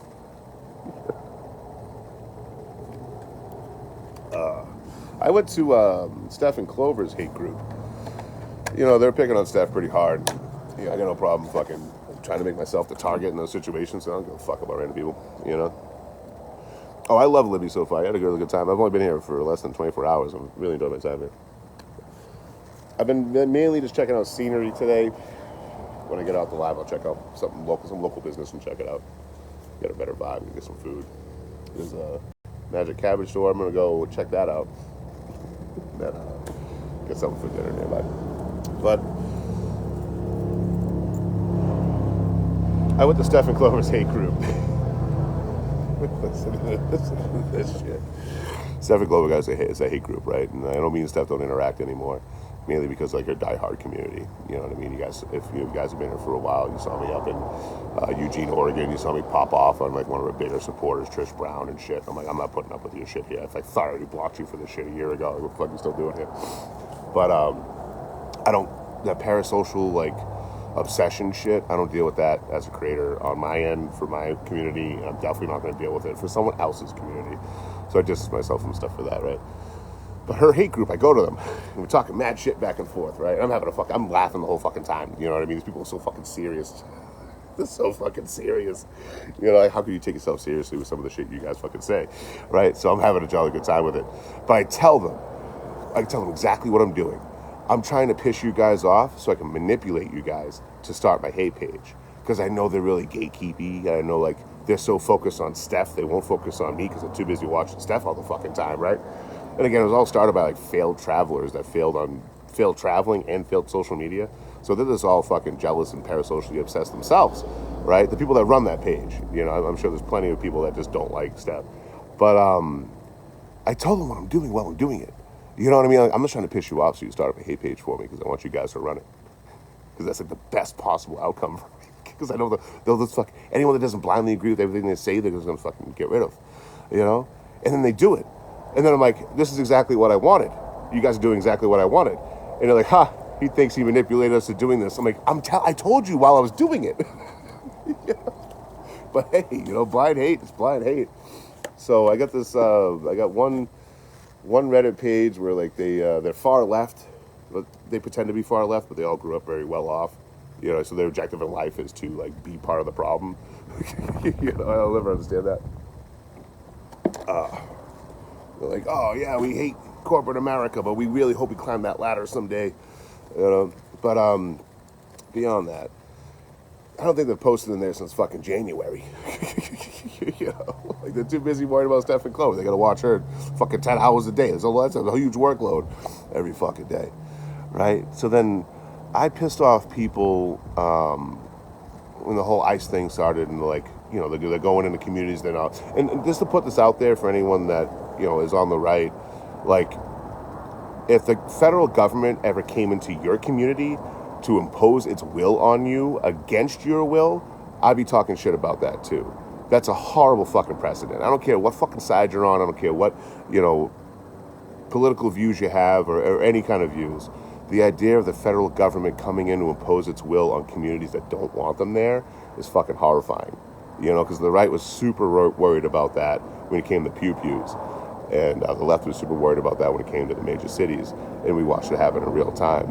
You know, so I really hope that pendulum never swings the other way. I hope this is the fucking last we ever see of this fucking horrible shit. It's horrible. I'm sorry. Right? So I started talking about that stance. So a bunch of people from the far right came into my hate group on Reddit there. And they immediately got kicked out and started their own. So and that one hasn't been, no one's been over there for like a year. So you had one that's on the far right and one that's on the far left, and they both paint drastically different pictures of me. And I'm tee-heeing the whole time. It's beautiful. Slapped my ass off the whole time. Have I seen Jim today? No, I was hanging out by Jim's place for a bit, like by the stores near where Jim lives. But I didn't catch him today. I do want to say goodbye to him before I leave, or at least leave a six-pack by his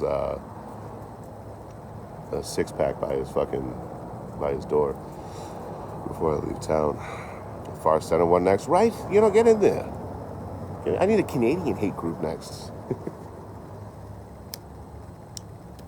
I didn't mean that. I am petrified of Canadians, dude. I am fucking petrified of Canadians. Oh, Canadians are nice. You know why Geneva Convention exists? Canadians. They'll do hard. They've never violated the Geneva Convention, but they are the reason it exists. And many rules in there are put in there after Canada does some shit. Hell, last time we pissed off Canada, they came down and burnt down the fucking White House. Let me say that again. The last time we pissed off Canada, they showed up and burned down the White House. You know, we always fail to make that connection. Because, what was the First Lady's name? She went and she cut all the paintings and took all the paintings so we wouldn't lose them. We're taught that in like, not high school, it's like grade school shit, right? We're taught that. But we always forget who started the fucking fire. Canada did that. We pissed them off, they came down, and they're like, okay. Well, they're sitting there eating poutine and burning down the White House. And again, a lot of the Geneva Convention's rules were put in place because of Canada. So I don't want a Canadian. Canada, I love you. I love you. If I could walk over the border over this mountain and give you kisses, I would just kiss you all on the lips. You know? You might want to wear a dental dam. You know, I've been outdoors for a while.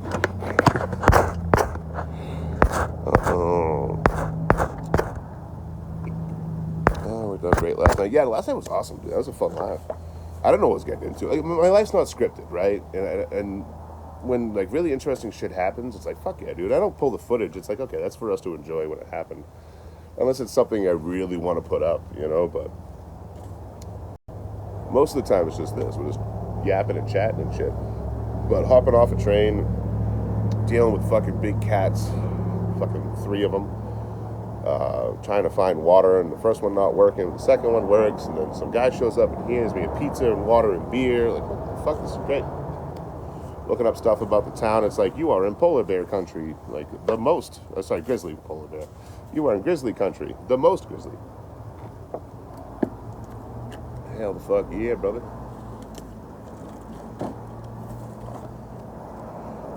That was what, 2.5 hour live? Yeah, so the first time was one cat. And so they had a black tail from what I saw. It was like a beige cat with a black tail, and I'm like, is that a fucking baby mountain lion now that I'm thinking about? Because they were like, I don't know, just below knee high. So initially I was like bobcat, but it was a beige body with a black tail, because I saw two of them after that. They were walking up. I think what happened is I was here, they came walking up, and I scared one off, so they went around this way, and then I came walking up, and we met back up. I don't think they were, like, if any cat's stalking you, you're not going to see it until it pounces. Did I sleep with, like, my sleeping bag firmly around my neck with my head down? Oh, yeah, you bet your ass I did. But do they even have mountain lions here? Let's see. Learn to spell, Troy. Libby, Montana is prime mountain lion habitat, making encounters common. Oh, grizzly bears and mountain lions. Ain't no one doing it like me. Ain't no one doing it like me, baby. All right. What does a mountain lion look like? No. Well, this is a cougar. That's not what it looked like at all. I was thinking maybe,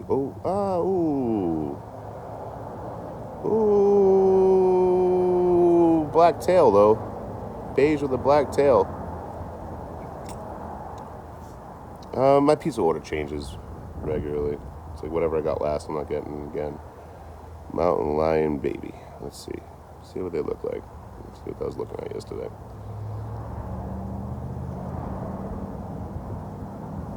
I don't think so. They got spots on them, it looks like. Yeah, okay. So this is not what I saw last night.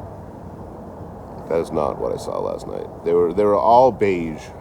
The one I saw was all beige. Oh, maybe it was they were about, like I said, just below knee high. Big fucking heads though. So it tells me they're not adults yet, right? Mountain lion adolescent. And it explains why there wasn't a mama there with. Oh yeah, that was it. Oh yeah, smaller though, not that big. Smaller. This is the black tail.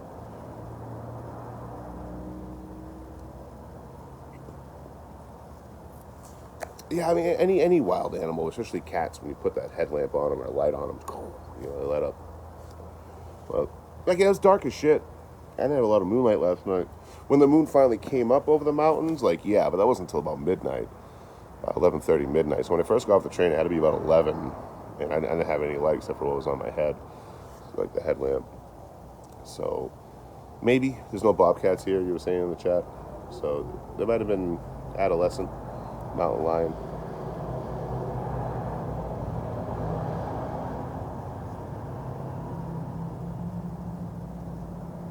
It's fucking crazy, huh? Is there really wolves here too? I'm glad I'm not here either, like, going into late spring when everything wakes up and it's all hungry, or going into fall where everything's eaten because it's about to hibernate and shit. You know what I mean? Could be here a lot worse time of year. Mating season and shit. That's when you gotta really worry about stuff being aggressive and stuff. But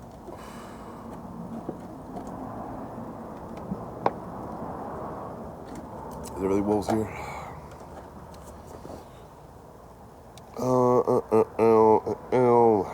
Come the blooms? What is that? Live by Whitefish. I might end up in Whitefish. Oh, here. Oh, man, you're on the other side of town. I started off by you. I was right by I jumped off my train right by the Dollar Tree and Family Dollar. Oh, this year's been a crazy year. Grizzly presence down low and attacks. Oh fuck yeah, dude! I got bear spray on me. It's always in my camera bag, ready to go. So honestly, I feel safer with a fucking bear spray than I would if I had a pew pew. You know, I feel like the bear spray is kind of guaranteed effective. Where like there's so much meat, dude. You know what I mean? Like if you unless you're carrying around a fucking tank. But you work at Bloom? I'm going straight across the Boston. Oh, I'm sure Libby Montana's a prime mountain lions, prime grizzly bears. There's more locals in here. You guys are awesome. I try to hit Blooms before I get out of town here. I don't know what any of that means, guys. I'm not a pew pew guy, to be honest with you. Yeah, Whitefish is pretty expensive, but honestly, if I'm trying to get a motel Monday night, Tuesday night, no matter where I'm at, you know. So, but Jay in here threw me one night for here, which I might do tomorrow. That way, I get paid on a Monday and grab a bunch of supplies and just head out. And I'll travel for a day or two, then get a motel. But if I end up in Whitefish, if I end up like hitchhiking Whitefish or whatever way, if I end up in Whitefish, I'll probably 15 miles to Kalispell. I know you guys got cheap motels in Kalispell. I think I'm pronouncing that almost right.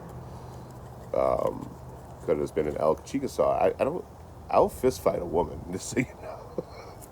Throwing it out there real quick, you know what I mean?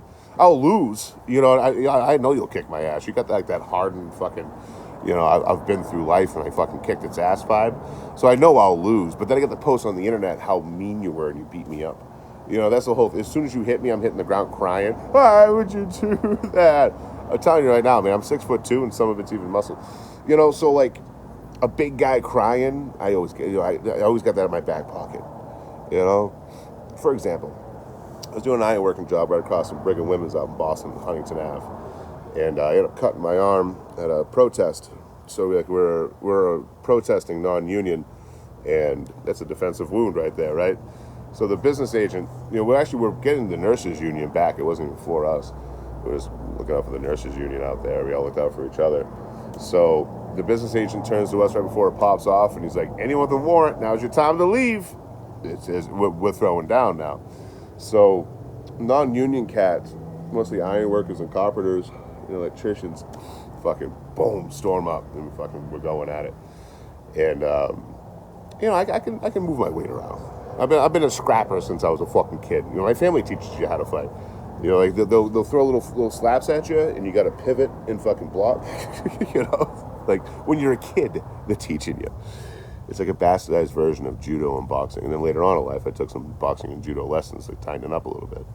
But I was doing security and shit. But I saw the glint from the steel. I was like, oh shit! Put my arm out, boom, just caught me. But that little scar right there, that was like that wide, dude. That's a really tight spot in your skin. Oh man, everything came out. You know, I mean, it looked like when they put me back together in the hospital, it looked like the Wizard of Oz. You know, when they're shoving the fucking straw back in them. So they're doing that with my arm, but it was just like all yellow fat stuff. It was fucking gross. Trigger warning, by the way. Whoops. But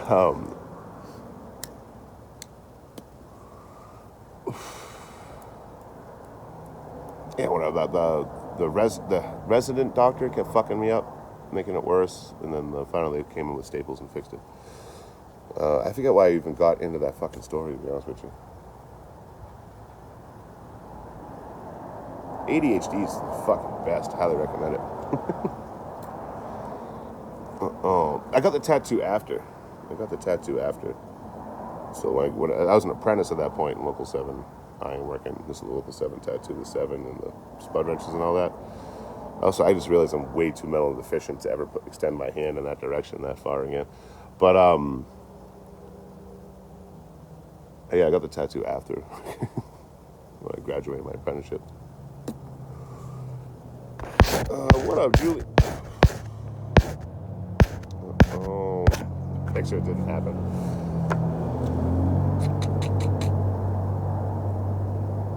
Deb, don't worry about that. Debbie, right? Yeah, Debbie, don't worry about that. Jay already fucking threw me $8 for, I got more than enough for a room. I want to be out tonight, to be honest with you. I want to watch the sunset over the mountains. Once the sun's down, I want to watch the movie, either The Revenant, which I've never seen before, it might be worth a watch. They filmed that here, or The River Wild, which I haven't seen since I was like a fucking whipper, a young cat. But I think tomorrow, maybe I'll grab a motel tomorrow night in town here. Maybe I'll just try to get out. We'll see.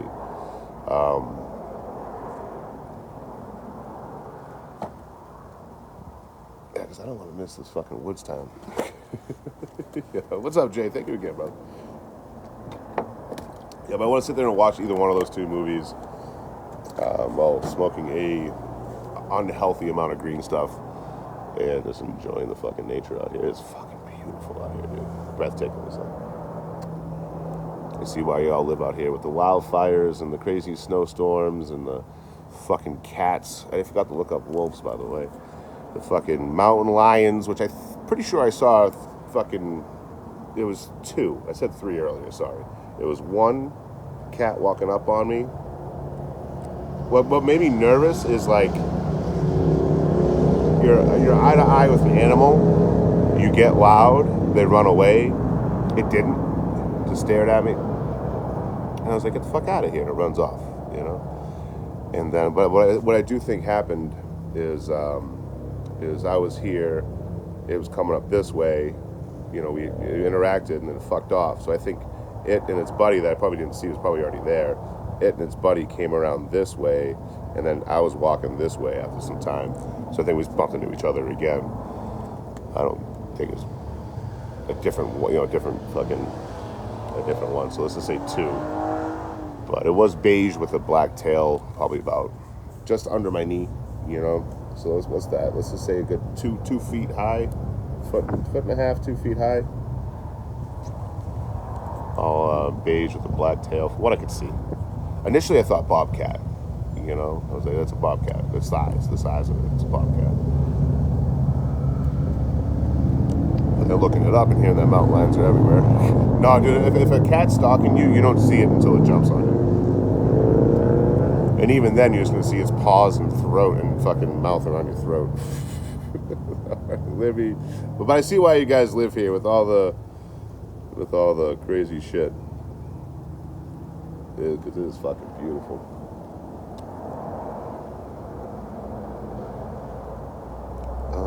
Libby, Montana wolves.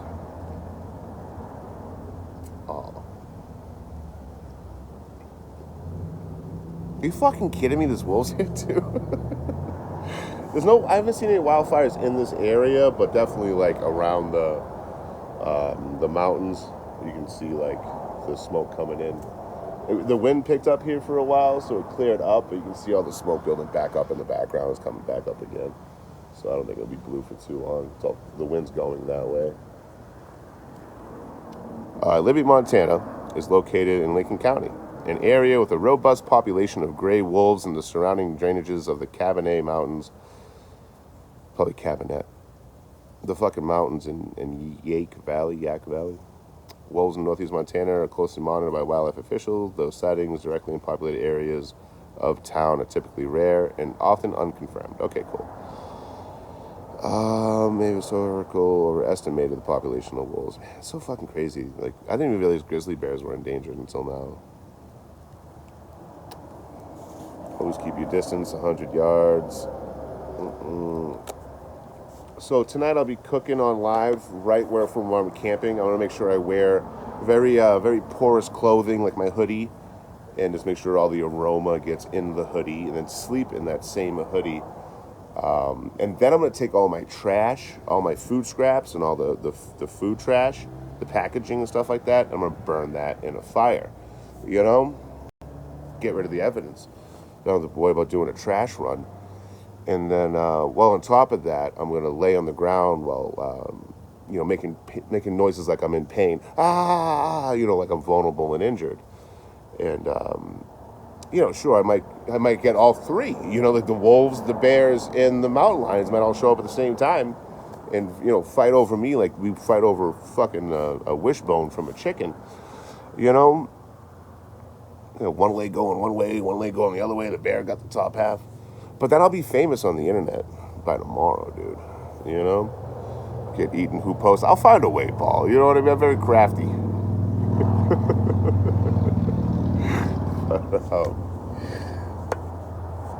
Just if anyone ever fucking plans on camping in bear country, you know, brown bears and black bears are like dogs, dude. You know, unless you have a small dog, you don't got to worry, or a small human, you don't have to worry about coyotes and black bear and brown bear. You know, the biggest thing you got to worry about with them is that they're not afraid of humans anymore. They look at humans like a food source. You know, if you don't secure your trash, like a campsite's notorious for that because like people will just leave their fucking shit everywhere and litter. So the animals come and they see us as a food source now. You have the direct feeding, which is always fucking terrible idea to do with wild animals, to directly feed a wild animal. But even if they get the scent of human and the scent of food, they start associating it, and that's when uncomfortable close encounters happen, right? We're not on anything's menu down here. Desperate animals act desperate. There's opportunistic hunters like alligators and crocodiles. Like, they are opportunistic. If you're injured or you're vulnerable, they're gonna fucking come take a bite. But there's no apex predators down here in the lower 48 besides humans. Now, when we say apex predator, we mean things that hunt humans. We're on their menu. We're talking about polar bears, great white sharks, lions, tigers. They will hunt a human. You know? Don't even quote me on the tiger one. I'm not even sure. The lions, for sure. If they're hungry, they'll fucking come for you. We don't have that in the lower 48, right? But you got a stupid proof you camp. Now, I cowboy camp. I don't even use a tent, right? So I'm not cooking tonight, by the way. I'm getting something in town. I'm eating them out. But if I was going to cook, if I was going to camp out here for a while, what I would do is I'd have one spot here, and that would be all my trash and human waste, you know, holes I got to dig and, you know, whatever. That's going to go here. And then I'm going to cook over here. And then I'm going to sleep over here and change my outer layer before I do so. So I'm going to cook kitchen all over down here, waste and trash over here. I'm going to hang that all up on a tree anyway. Any leftover food or food for the next day all goes into a bag and up into a tree. Highly recommend getting a bear bag or a bear box. You know, those little plastic ones with the screw top. Fucking fantastic for that. And then I'm going to camp way away from both of those. So anything looking for food is going to go to where I cooked it, and it's going to go to where the remaining food is. They're not going to give a fuck about me. You know, they're going to want the food.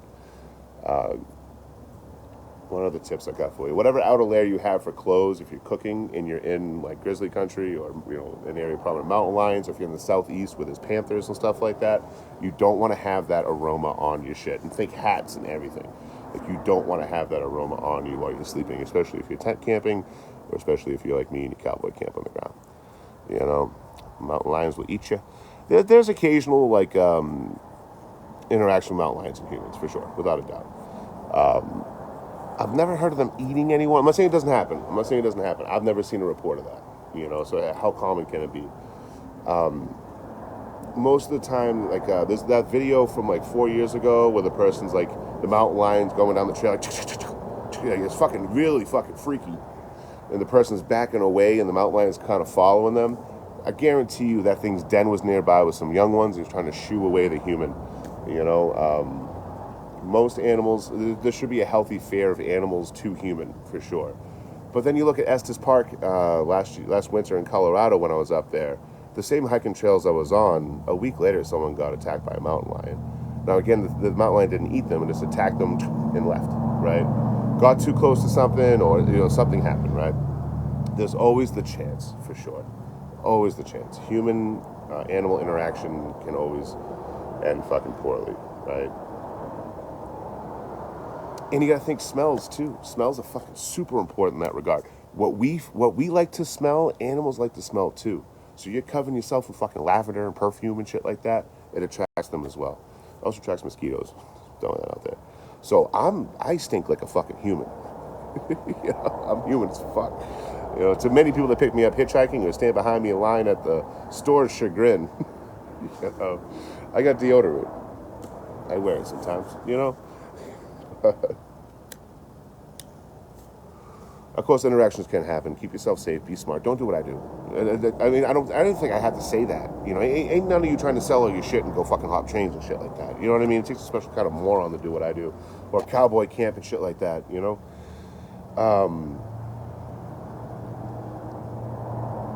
It's not an adrenaline rush for me at this point or anything like that. It's just what I do. You know, I'm just gonna go fucking camp. But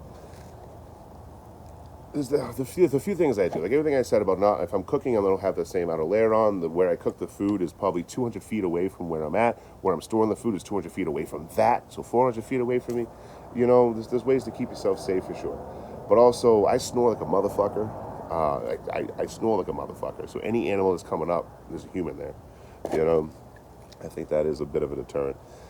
Beyond, because there's no like surprise, like, oh shit, there's a human here. You know, a quick reaction kind of thing, or back into a corner kind of vibe. Also, something I do, I got taught how to through hike in cowboy camp by a through hiker named Les. It was hilarious because he was petrified of ants and I'm petrified of bees. Between the two of us, we were fucking useless in the woods. But he taught me this thing. It's like when you need to relieve yourself, you walk about 30 feet out of camp, 25, 30 feet out of camp. You take a piss. I don't even know why I'm speaking like a child. I can say this and not get in trouble on here. Take a piss, and while you're peeing, you sidestep. And you just keep sidestepping the whole way. And you make a perimeter around where you're camping. So every time I get up to use the bathroom, I go out and just keep making a perimeter around my camp. So lets every animal in the area know, okay, there's a human right around here somewhere. Takes away that, oh shit. It's like when you're hiking on trails, it's very common. Like you guys saw me at the black bear. Hey, bear! No, I'm trying to scare that bear away from me, and it worked. But it's a black bear. They're skittish. They're like dogs. They're scavengers. But if you're ever like on a trail and you cut a corner, and you can't see what's on the other side, you want to make noise long before you get there, even when you're by yourself. You want to be making plenty of noise before you get there. So when you cut that corner, you're not face to face with some wild animal, and it's like, oh, fuck, a human, and they go into fight or flight. I'm not a professional anything. I do want to say that. Wherever you're at, no matter what you're doing, you're going to a campground, you're going to go fucking cowboy camp like me or anything in between. Read up on the area. Read up on the animals in the area, how to deal with them,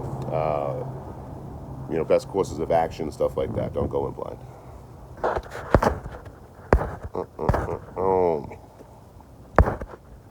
didn't know we're human. I don't know, man. Animals like naturally afraid of us. You know, it is in our benefit. But once animals look at us like a food source, they're not afraid of us anymore. So you lose that healthy fear between human and animal and human, right? So once an animal, say a black bear, for example, you got a big 250-pound, 300-pound black bear. They're afraid of humans. Good. Humans are afraid of them. Perfect, right? But every time they come into town, they hit this fucking dumpster and they get in there no problem and they get food. They're like, oh, humans aren't bad. Humans are food source. You know, we can get food from humans. And then they walk up on a family at a park. Oh, hey, humans, how you doing? Oh, my God, a bear. Oh, fuck, why are you yelling? You know, and you can have a close encounter that might not end properly or might not end good. Usually, most of those situations end with the animal being harmed, which that's sad. You know, the animal's just being an animal. Animals are very predictable for the most part, you know.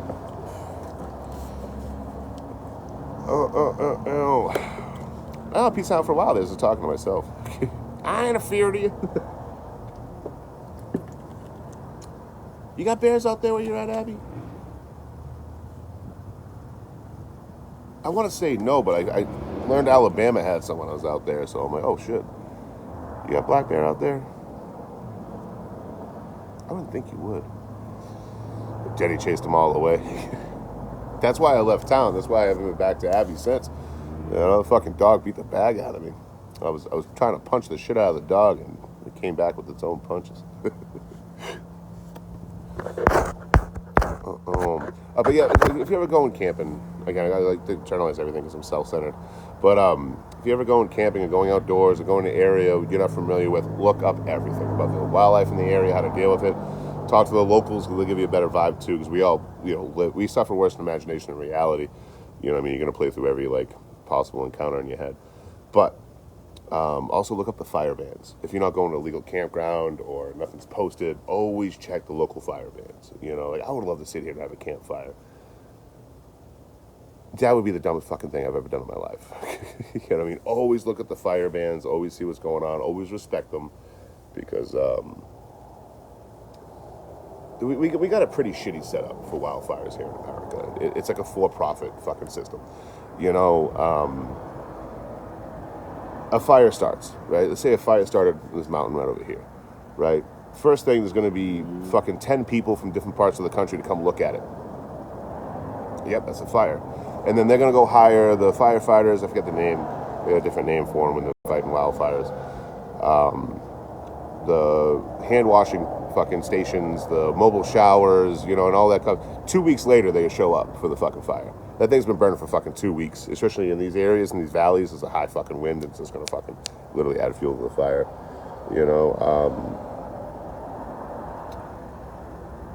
A for-profit fucking corporate firefighting thing is fucking weird to me personally. So if I decide my fucking dumbass decides to do a campfire over here because I really want to have a campfire, we look good on TikTok Live, and that starts a fire, it's gonna burn for 2 fucking weeks before anyone ever does anything about it. That is a spoon, lady.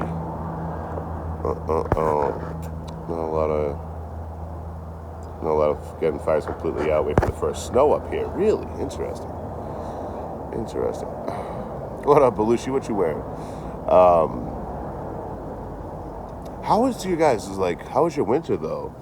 Because I saw a creek on the way up, and you could see the rock bed and everything, but it's completely dry, and I'm like, whoa. It's not that late in the summer yet, you know what I mean? To see a dry creek like that, and it looked a good 10 feet wide, maybe a good 4 or 5 feet deep in most spots. All the bleached rocks and stuff like that, all the river rocks. But yeah, fucking bone dry. I could camp in there, it'd be fine.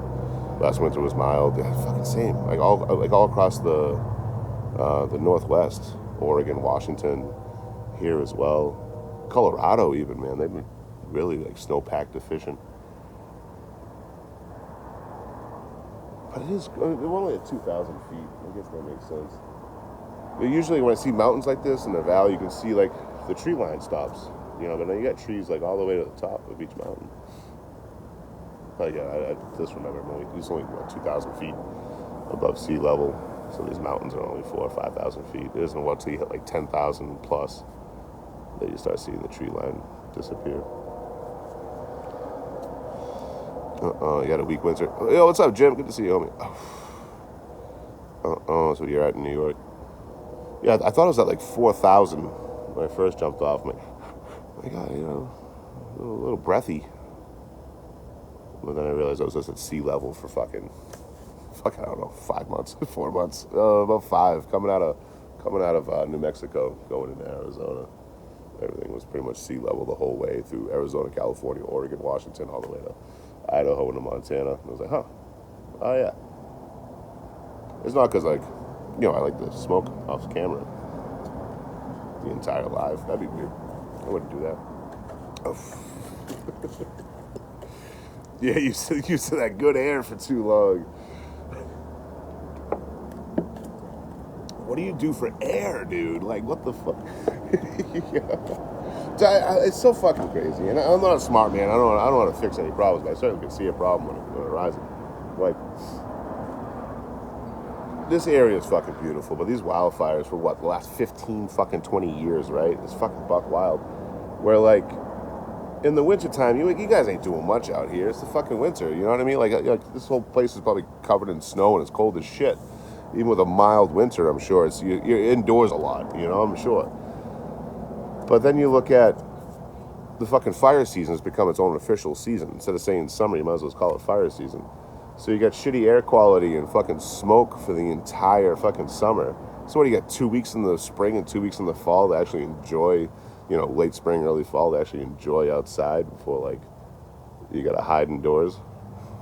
It's too cold, gotta hide indoors. Oh, air quality sucks and I can't see, gotta hide indoors. I don't know. Like I said, I don't know how to fix anything. I'm not a smart man.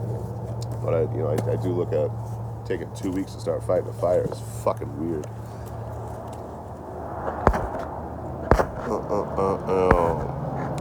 Okay. I'm gonna give you a follow here. What is that? Thank you for all the info. Fire season in Montana always sucks. Winter people are out and about because what else do you do? Okay. That makes sense.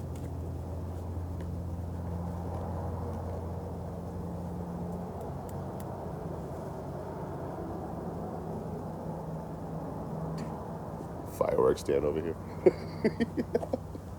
Talk about it's closed, but talk about all the wildfires in the area. You go get some bottle rockets and Roman candles right fucking here in town. And just take them to the mountain.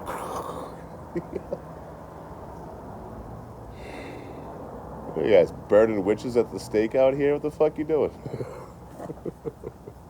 Yo, what's up, Betty? How you living, homie? How you living? What creators can I talk shit about today? I got nothing. I've been too busy. I can't really watch the TikTok streets like I used to, unfortunately. Yeah, I got nothing good.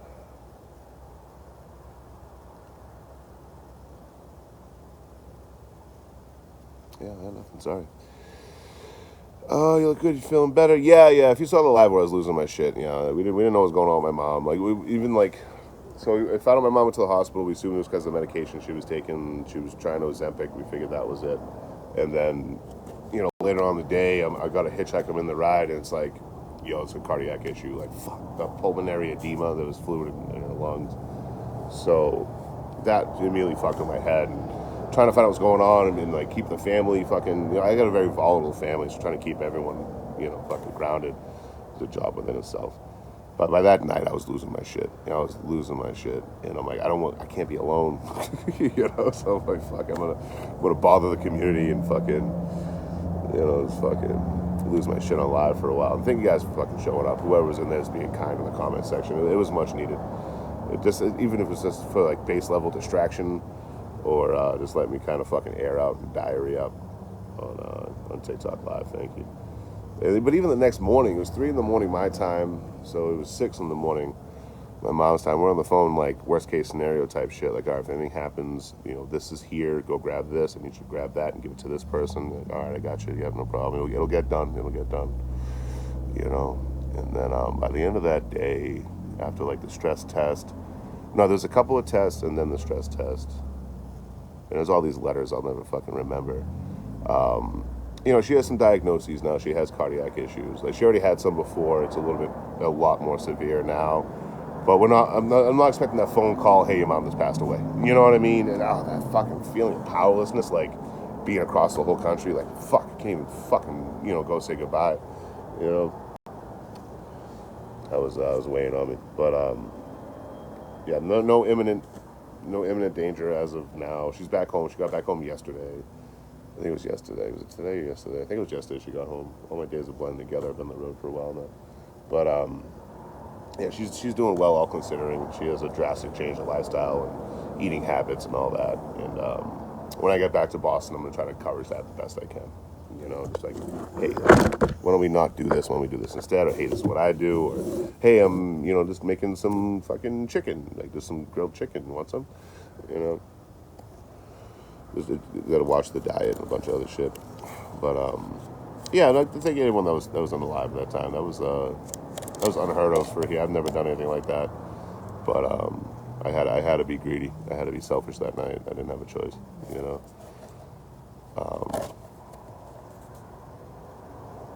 I'm not good. Like, okay, so I'm not violent to be violent. I just don't go around just fucking hitting people. And it's always like a consensual kind of thing. Like, the person is fucking with me, or we're about to fucking brawl kind of thing, right? I grew up scrapping my whole life. I grew up scrapping. I made a job out of it being a bouncer and doing security and shit, But for instance, my stepfather, we go out for a beer one day. I was like 24. We go out for a beer. And we're sitting there, we're drinking, and we're talking. He's like, hey, like, there's a good chance I'm terminal. He's got a bunch of shit he just got hit with, diagnoses-wise. And he overcame it. He powered through it, and he's still here. To this day, he's still here. He's 71 or 72 now. And I was like, all right, okay, we'll figure it out. We'll do this, we'll do that, we'll do this. I immediately go outside and I light a cigarette and start looking around, And 5 dudes walk by. And one of them says something to me. I'm not even sure what it was. And boom, I pop off. Fuck you, mama. I'm trying to pick a fight with 5 fucking people. Probably would have won. Especially with, I turn that hurt into anger, like severe hurt.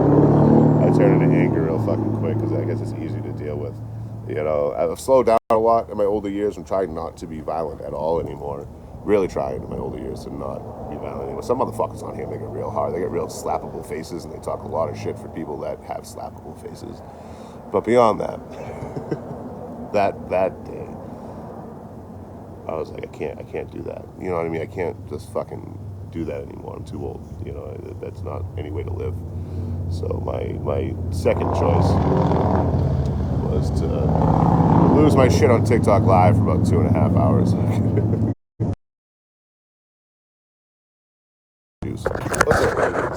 But I don't expect that to be a common thing on here. I'll probably never do it again, no matter what's going on.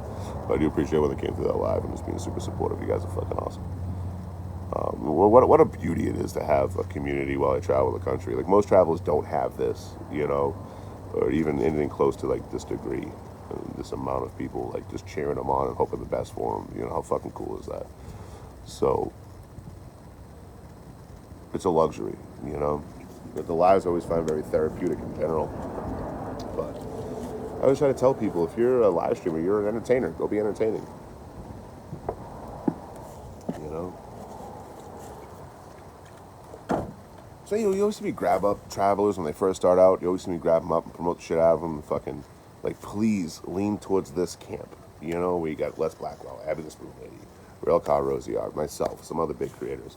You know, recently a decent amount of people retired from the road, so you know the community of like larger creators is fucking all building each other up and building up smaller accounts isn't as strong as it used to be, but it's still fucking strong. You know, we got a good thing going here, like a network, like a TV network of fucking travelers. You know, whatever personality or type of traveling you're into, we got somebody for you. You know, but you always see me grab them up like super early, try to promote the shit out of them, fucking, you know, get them into the community. Because it's like, I don't want them to come on here and do the rich, the hungry, you know? Come on here and just money grab. To make us all look like shit, sure. But if you're a traveler and you actually put effort in, you know, the fucking sky's the limit on here. If you actually try and care about what you're doing, the sky's the limit if you're a traveler doing alternative lifestyle on social media. You know what I mean? It's an attention grabber like a motherfucker. But the entire time, you constantly just, I need money, I need money, I need money, I need money, I need money, I need money. Or even worse, you go further and you start scamming people and shit like that, making shit up for why you need money. It's going to be a long road on here. People are going to fucking give you a hard time. You're going to have multiple hate pages that are very active. You're going to have accounts that fuck with you. You're going to have, you know, calling you out. EB. Good to see you too, homie. Excuse me. You know, and it's not a fun road. If you put effort in, man, people respect you and they leave you alone. You know, it's the internet. People always fuck with you to some degree, but just look at this platform, dude. The amount of people I have in here on a regular basis, the amount of people I reach per day is tens of thousands of people, you know? On the live streams, you're probably looking at about 1,000 every hour. On the videos, if I post one video, it's about 2,000 or 3,000 a day. If I post 3 videos, that's about 6,000 to 10,000, you know? And how do they get any fucking hate? You know, I think people disrespect, you know, putting effort in. You know, you guys are fucking all breaking your backs doing what you're doing, or you're retired from breaking your fucking backs. You know? Like, how can you expect to have an audience that respects you if you're not fucking trying at all? You just come on here, hey, need money for this, thanks, bye. You know, you can get that feel good, the helper's high, that feel good feeling. And yeah, you'll make some quick bucks on it, but it's not sustainable. If that's anything, Rich the Hungry has shown us that after a while, people get sick of fucking helping people and the same person that's always in need nonstop. Especially when you own land and you open up thousands of dollars worth of Amazon fucking packages from wish list stuff. Your fucking girlfriend's hustling people for $3,500, $3,500 to buy this land to get her kid back. Never talks about the kid again. Doesn't even own the land. I don't fucking know. You know what I mean? People are not going to respect that. People are going to give you a hard time. So it's a longer road to do community building and actually put effort and learn what you're doing and shit like that. It's a longer road for sure. But the payoff is it's much more sustainable and it's much more of a good time. I fucking love going live. You know, what up, dope? Yeah, I fucking love going live and fucking going on here and chatting with you folks. I want to be on here for about half an hour. It's been over an hour, I think, already. What's up, Gregory? fucking almost been 2 hours already. It's already 5 o'clock. I could have sworn it was just 3:30. You know what I mean? Like, how cool. I get to have fun doing what I'm doing in life, and then social media get to have fun as well in the social media journey. I hopped the train from Spokane into here. It was fucking weird. Like, I've never been that lucky before in my life. I was like, when does everything go wrong? When it comes to trains, train gods are trickster gods. You know what I mean? Train gods are fucking, you know, the moment you get in your sleep bag, your train shows up. The moment you go to the store, train shows up. Train gods be fucking with you, you know? But I jumped on, I was outside of Spokane on the west side of Spokane. I hitchhiked into the east side, and right where I got dropped off, I camped out by the train tracks that night, you know, quarter mile away. 2 trains stopped. And I'm like, yo, is this the spot to grab a fucking train? No way. So just in case, I'm like, let me go sit by the tracks today, and if something hits, I'll jump on it. If not, you know, I got a few meals I want to do in Spokane anyway. So I went to the gas station and grabbed some supplies, a gallon of water, another liter of water, protein bars, trail mix, cashews, some shit to eat on the train. And then I ended up sitting down and just watching the tracks, seeing what happens. 5 minutes later, train shows up and stops. I'm like, you fucking kidding me? I jumped on. Fucking sat there for about an hour. That takes off. Went in Idaho, Post Falls. Sat there for like fucking, I don't know, like 3 hours. And then somewhere around 11 o'clock Mountain Time, I realized my water jug broke on the train, so all my water just leaked out all over the ground while I was trying to sleep. While I was sleeping, must have got caught on the cheese grater, the catwalk, the walkways on the train cars. They have really jagged metal. These little holes that are poking up, so must have got caught on that while I was moving into something. So if I didn't wake up for that when the train stopped here, I'd be fucked. You know what I mean? Like, I could get dropped off fucking 20 miles away from fucking roads out here in Montana. Like, these trains go very far away from the roads when they're going down the river and shit like that. You know, or really far from towns. I could have been fucked, especially with how hot it is today as well in the 90s. I was sweating my ass off earlier. You know, so I got really fucking lucky there, dude. I realized my water was fucking bunk. Saw there was a town nearby. I didn't realize how close. That was, 10-minute walk in total to get to the fucking store to get water out of the fire department thing. That silk key I got. So yesterday was an interesting fucking day. I got it all on video too. Oh, how do you do it? I mean, this is all normal to me now, you know. I caught clean face in the back of the train. Wasn't much options for other rides, unfortunately. It's okay. Oh, it was 2 guys that picked me up in Spokane, from the east side of Spokane. So west side of Spokane, that drove me to the east side. Yeah, it was 2 guys that were just like dirt biking. They had a dirt bike in the back. The dude that picked me up, it was Mike. Mike was like, yeah, so I used to hitchhike, and then towards the end of years, like the end of my hitchhiking, people stopped picking me up. Like, thousands of cars would go by me and no one pick me up. So I told myself, if I ever see a hitchhiker, I'm going to pick them up. And so that's why he gave me a ride. So I jammed in the back, got a ride in the back of the pickup truck, you know. Yeah, it was a guy in the passenger seat too. He didn't talk too much, like when I was on live. Like when I got out of the truck, the guy that was driving came over and talked to me. He's like, yo, if you want to party, come on down to these apartments. I'm like, all right, maybe I will. I might have, probably not. That happened to me last time I was in Montana. Whitefish. I was in Whitefish, Montana. And I was grabbing a train the next day. So I grabbed a bunch of supplies and I'm walking out of Whitefish going into the train yard. And there was 3 guys hanging out in a yard. And they're kind of fucking with me, 102 in Southwest Montana. Really? Damn. But yeah, I'm walking by these people. It's like hanging around the fire pit in the backyard. And but it's right by the road where I'm walking, all fenced in or whatever. And they're fucking hammered, like, what the fuck are you doing? I got all this shit on me, whatever. It's back when I carried even like 20 pounds more stuff, And I'm like, oh, I'm actually going to grab a freight train over here. I think I'm going to do it tomorrow, though, after I wake up. And they're like, oh, you want to have a beer? I'm like, fuck yeah, I do. So we hung out for like 2 hours getting hammered. I stumbled to my camp spot after. But I was kind of like, at first, they were fucking with me. Like, what the fuck are you doing here kind of vibe. And, when I told them I was hopping a train, they're like, oh, it's so cool, come have a beer. Very hospitable people up here in Montana, in the middle of fucking nowhere, It's cool as shit. I don't know what the fuck the Dollar Tree person's problem was. Like the two people in front of me, she was a chatty Cathy. Hey guys, what's going on? Blah, blah, blah, blah. They're joking, they're laughing. And I'm like, all right, I pull up. I'm like, hey, how's your day going? Good. It'll be $12.75. I'm like, oh, okay. Your day probably gets better once you get out of here. Yeah, I guess so. Yeah, $12.75. Yeah, the card's in there. It's gonna pay, don't worry. Just wait for your machine to kick in here. I was done paying and I'm just kind of standing there. And she gives me like I'm like, yeah, I need my stuff I just bought though. And she still had it like behind the counter. I was like, I don't know, so I wouldn't run off with it, I guess. I don't fucking know. What the fuck her problem was. Met a little everything in my travels. Yeah, I get to see the best and worst of people. I went through Troy, yeah, Rosie Mac. I went through the town of Troy, the lowest spot in Montana, the lowest town elevation-wise in Montana. I went through that in the train here. And I didn't get any photos of it, or video of it, unfortunately. By the time I pulled anything out, it was already rolling through. It's a small town, you know. But I got to see like the fire department, Troy Fire Department or something. It was like Troy something, then Troy something right after another, one after another, like on the same building. And I was like, that's my name.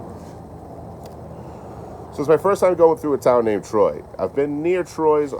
Every state has a Troy. It feels like there's a shit ton of Troys out here. City and town names, mostly town. But I've never actually been in one before. I still never like hung out in a Troy as a Troy. But I finally got to say I went through Troy. Yeah, so Troy, New York. I've been near that a bunch. Kentucky has one. I was like 2 towns away. But I was walking. I was hiking at that point. I was walking fucking 40 miles round trip just to go check out a town that's the same name as me. Visit Bar Row in Troy. Fucking on the way. You're in Troy in Oregon? You got to visit Troy, Oregon, Troy. Just go check all the Troys out. Missouri got a Troy too. Missouri's fucking beautiful, dude. Missouri's slept on. Arkansas as well. Arkansas and Missouri, I think a lot of people look at them like flyby states, but oh man, fucking beautiful, dude. Once you get in the Ozarks, forget about it. Anything like western Arkansas, above the swamps, you know what I mean? I'm not a big fan of swampy kind of. I love everywhere I go, but I'm never gonna look at a fucking bog and be like, wow, this smells like farts and it's beautiful. You know, it's not majestic, I guess, is what I'm looking for. But Missouri, once you get to like, I spent like 3 days. I met up with this girl. I met up with this girl. We knew each other online. They're a creator, I'm a creator. And different styles, but we both travel. So we ended up meeting up in Oklahoma and hung out for like 4 hours or whatever. Hey, see you later. And then I was in Missouri heading towards St. Louis. And they're like, yo, I'm in St. Louis. I'll come grab you and we can go to St. Louis. And I was like, all right. And then we were talking and like, oh, well, I don't have anything to do for 4 days. And she was like, I don't have anything to do for 3 days. I got to put show I'm playing in St. Louis. So she was like very deadpan about it. You know, she was driving, obviously. So she's driving. She has to look over to me and nothing. She just keeps driving. She's like, want to go hook up in the woods and get drunk? You know, so casually. You know, and I'm not used to that. I'm not used to people being point blank at one plays a game when they're trying to, you know, like the courting process. But it was so fucking out of it. It was like, yo, I did this the other day. Like, oh, yeah, I was out in that area last year, blah, blah, blah. And then they kind of got quiet. And I'm kind of just looking out the window. You want to go to Mark Twain National Forest, get drunk and hook up? Yeah, that sounds good. What kind of beer you want to get? So we did. It was a fucking blast, man. I hung out by a river. No cell service at all for 3 days. Everyone thought I was fucking long passed away. We hung out for 3 days in the fucking Mark Twain National Forest in the middle of fucking nowhere. You know, no cell service, just kicking it. Went into town once just to get more beers and ran out. But, yeah, that was a fucking blast. And we went out to these shows out in St. Louis and shit. And I did a bunch of photos up there.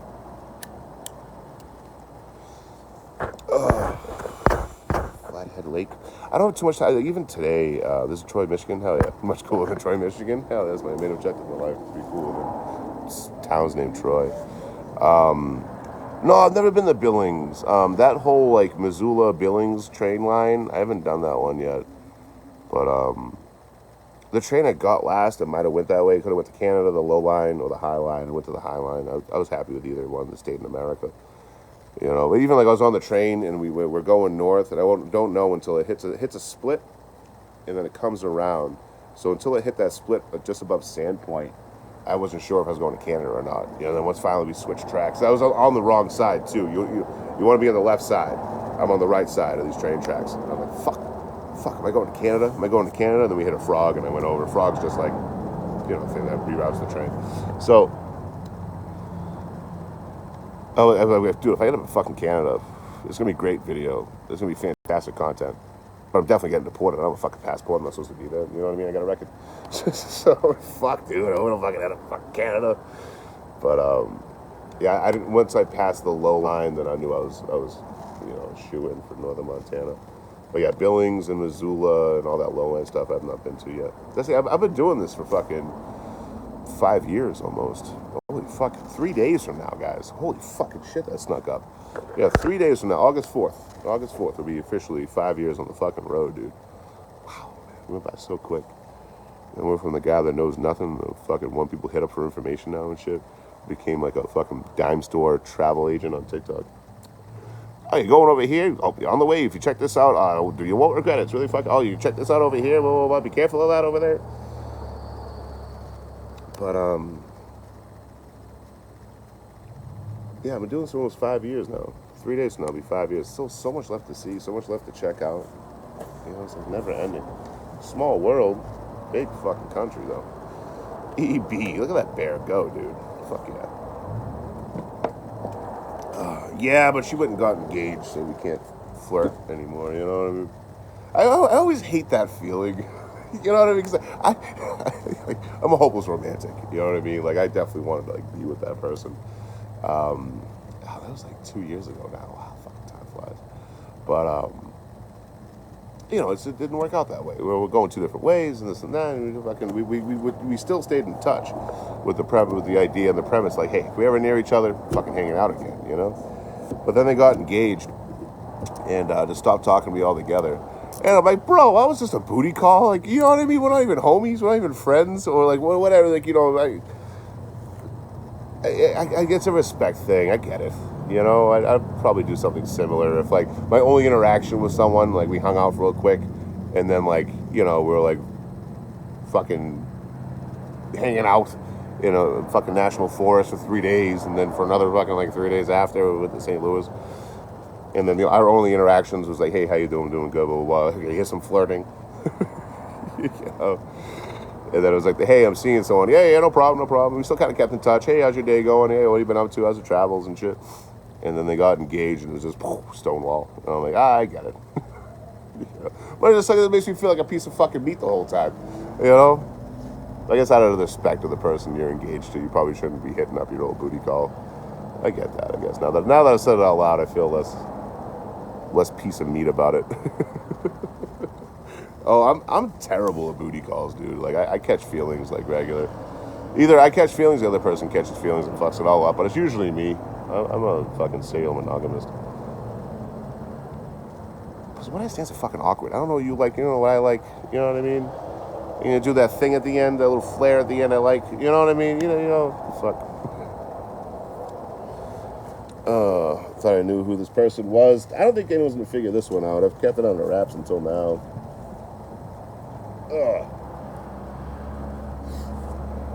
I don't even think they do social media anymore, to be honest with you.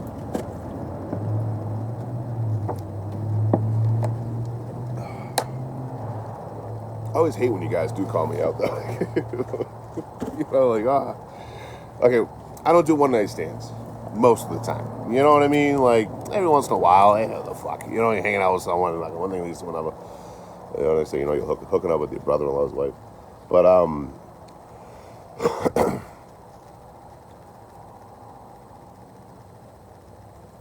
I was in fucking middle of nowhere, Oklahoma. Nothing's happened in this town since the fucking Dust Bowl.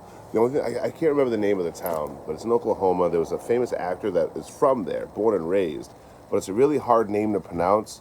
So, like, he just said he was from a neighboring town that was easier to pronounce. So they didn't even get credit for him living there, you know? So nothing's happened in this fucking town since the Dust Bowl. So I showed up and I was like a fucking rock star. They didn't even know I did social media until the second day. So I just randomly hopped off my train. You know, fucking, I had to grab supplies and shit in the middle of Oklahoma somewhere. I want to say it was on eastern Oklahoma, if I remember correctly. But again, nothing's happened in this town since the Dust Bowl. Like, there was a lady that worked at the gas station. She came out and she was like, I don't know how my boss is going to feel about you playing guitar here, but I fucking love it. Like, keep going. I'm like, oh, hell yeah. Thank you. There's only 2 gas stations in town and like an old truck stop, an old car wash. I was camped out in the car wash. But I'm talking on live the next day. So I first got in the town, I'm sitting there. This is how I tell the story, right? I first got in the town, I'm sitting there for like 15 minutes, and this woman pulls up like, hey, you look dirty, you want to take a shower? Yeah, fucking A. So I went back to her place, took a shower. She's like, want to go back to my place and watch TV? I'm like, oh, yeah, that's how she sold it, sorry. We'll go back to my place and watch TV? I'm like, yeah, sure, why not? You know, went, took a shower, watched TV, then we got out of there. Immediately the chat lights up. Like, oh, yeah, you just watch TV, huh? Oh, yeah, I love going up to strangers that I don't know and offering them a TV watch. They're like, you motherfuckers. You know, because I can't lie for shit. Fucking way too smiley to be a fibber. I don't have the memory for it either. I'm trying to conceal that part. You know, so I look like a sleut. But immediately was called out by the chat within 3 minutes of me telling the story. It was like, yeah, you just went and watched TV, huh? What'd you watch? Fuck, what was on that TV? I don't fucking think I looked at the TV. It was on. I'll tell you that. I know it was on. You know? And like an hour and a half later, she's like, I gotta pick my kid up at school. I gotta drop you off. Never exchanged numbers. Never. I didn't even think she got my fucking name, to be honest with you. I don't even think she got my name. I don't think she asked for my name. I asked for hers, but I don't think she even got my fucking name, dude.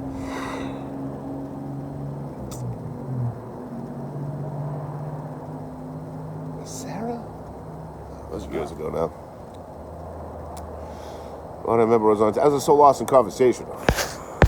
So lost in conversation, Shadow. You know, I don't know. There's so much going on with the conversation.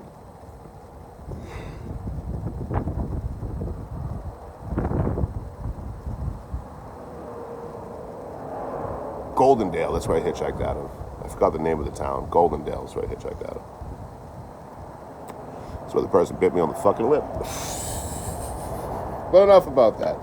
I'm going to get out of here in just a moment. Let's go live. I told myself half an hour, so I get out of here in an hour and a half. It's been like 2.5 hours. I still got some shit I want to check out for today and go grab some fucking food and shit.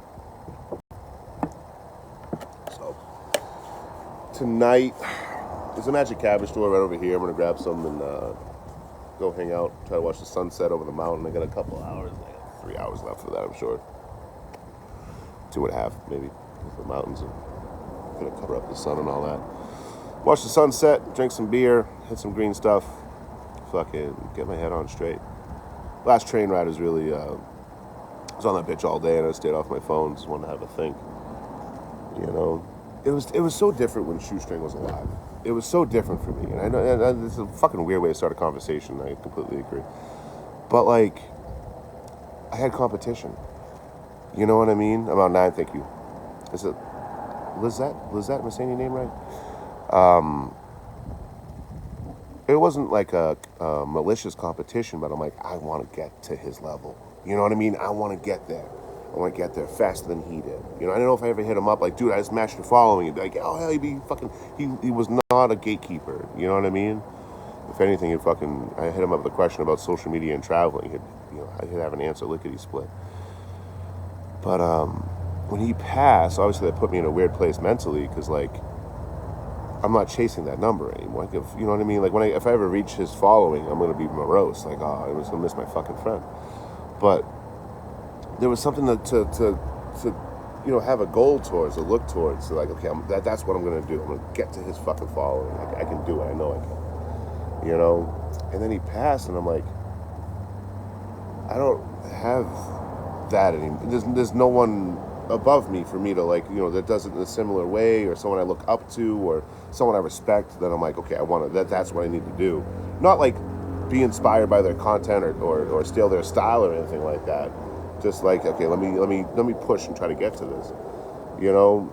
So I found myself recently in this weird state of mind where it's like, okay, I got to do stuff other creators do. We got to do, you've seen me working on like exposition and stuff like that throughout the last year, but never the meat and potatoes of the content. You know what I mean? Visual storytelling. It's called poetic style of making a documentary. Is exposition, poetic style. Only two styles of documentaries. But I'm on the train yesterday. I'm like, let's have a fucking think. What am I doing? What am I doing? I gotta, I started off the train ride with like, okay, I gotta do what other creators are doing. I gotta focus on food, go on this and do that. And basically, I'm just looking at all the fucking rubber trampers people drive around the country. Not even the good ones, the boring ones. I'm like, oh, I gotta start doing stuff like that. Then that'll help with views and all that.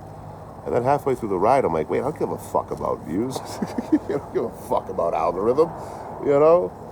Like, if I ever fade off into being irrelevant, hey, we had a good run, Like, I'd make videos that I would watch if I wasn't doing this shit. I gotta remember that. Like, I can't be pressured by the long form stuff to constantly do exposition. I can fill that in with voiceover narration. The last video I did showed me that. I can just sit there and type everything that I did when I was there and fill in the gaps there. Because LA, I did so much live streaming while walking around LA that I forgot to like update and like do the video part. But I was filling in the exposition. Honestly, I think it was more beautiful that way. I do like the boots on the ground, fucking like, hey, I'm here doing this at this time, but I can go back and forth between the two. But I don't know where I got the fucking idea. I was like, yo, if I do what other creators are doing, then, I'll get my fucking, get to that next level of creator or whatever. I'm like, wait a second, I don't give a fuck about that. I have no pursuit of wealth or fame. So what am I going to do with it even if I got it? What up, Stiff? Laugh with the Harvey, thank you. What's up, Robert? Is this a scammer? What is this? Oh, no, it's just a misclick. Excuse me. Purdue. Hope you're well. Stiff, I can't complain. Hope you'll be doing well as well. Good night, Penny. Thank you for meeting up with me. Fucking. What was that? Merced. What's up, Love and Life? Libby's fucking awesome, man. I plan on going live for, I said half an hour to myself, so I get off an hour and a half. It's been about 2.5, coming up on 3, so I gotta go soon. I can pick up all my fucking trash, put it in the dumpster, get moving here. But, I carried away with the live. I'm gonna grab something for dinner, local here, whatever's nearby. Grab some green stuff, go watch the sunset, and then tonight I'm gonna watch a movie that took place here, either The River Wild or The Revenant. It was all filmed out here. I've never seen The Revenant, so maybe I'll go that way. But also, it's a winter movie, like all snow and shit.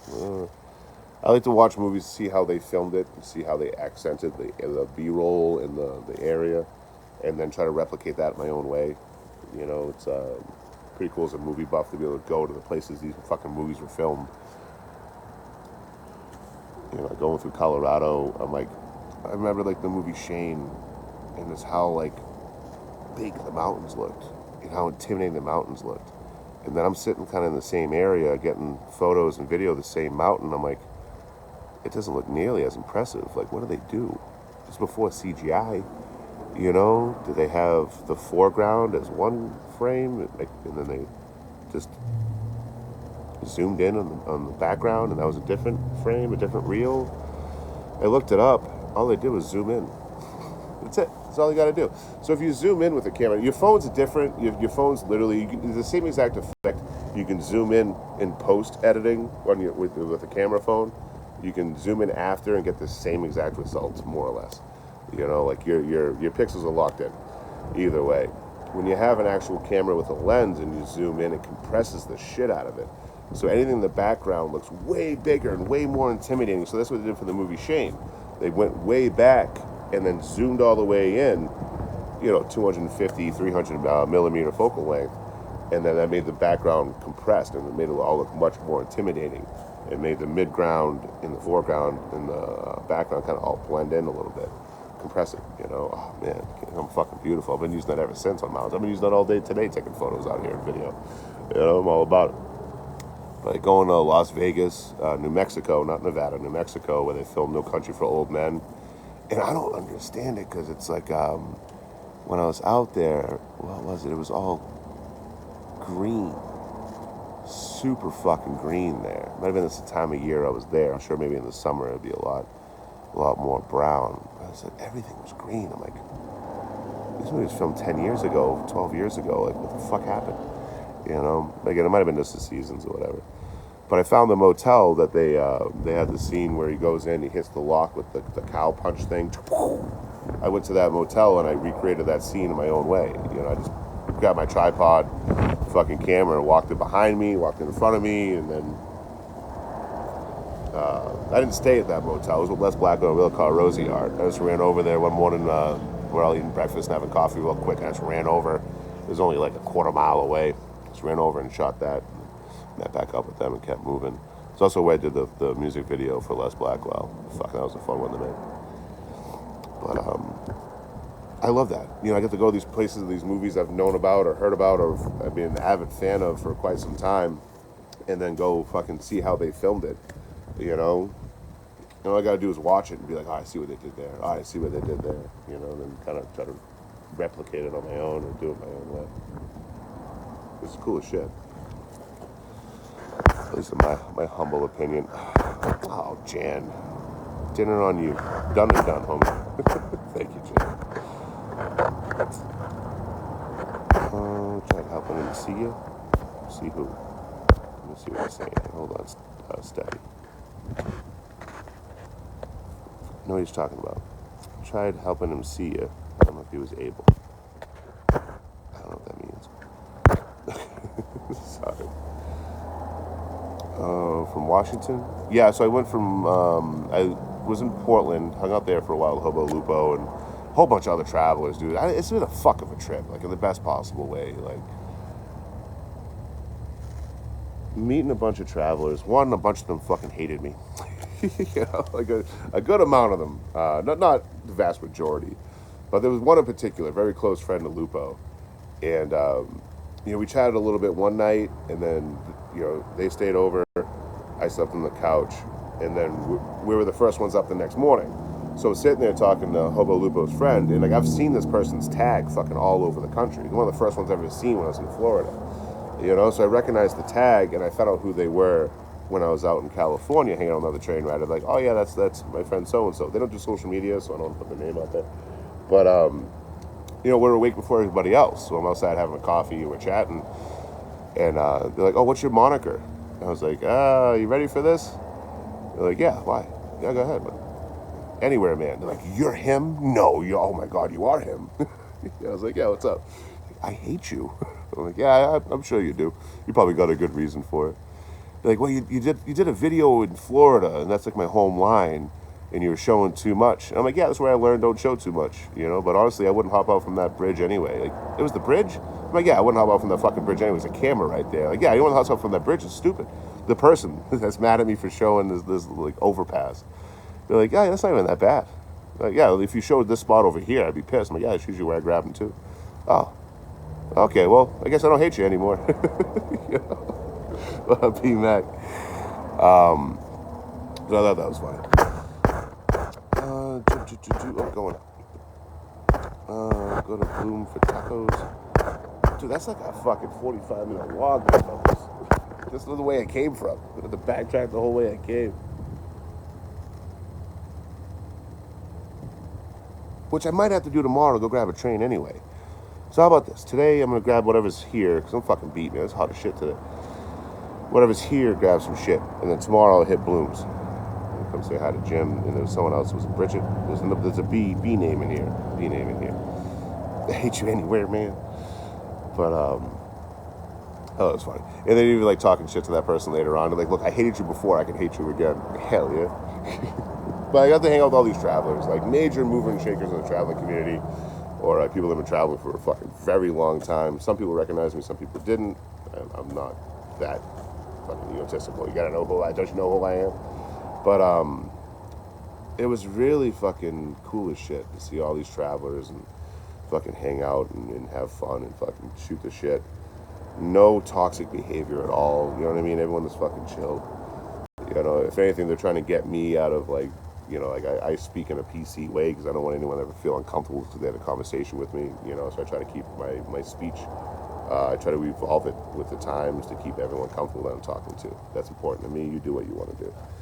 But I don't want to be that out of touch fucking older person that still uses horrible fucking slurs and doesn't see anything wrong with it.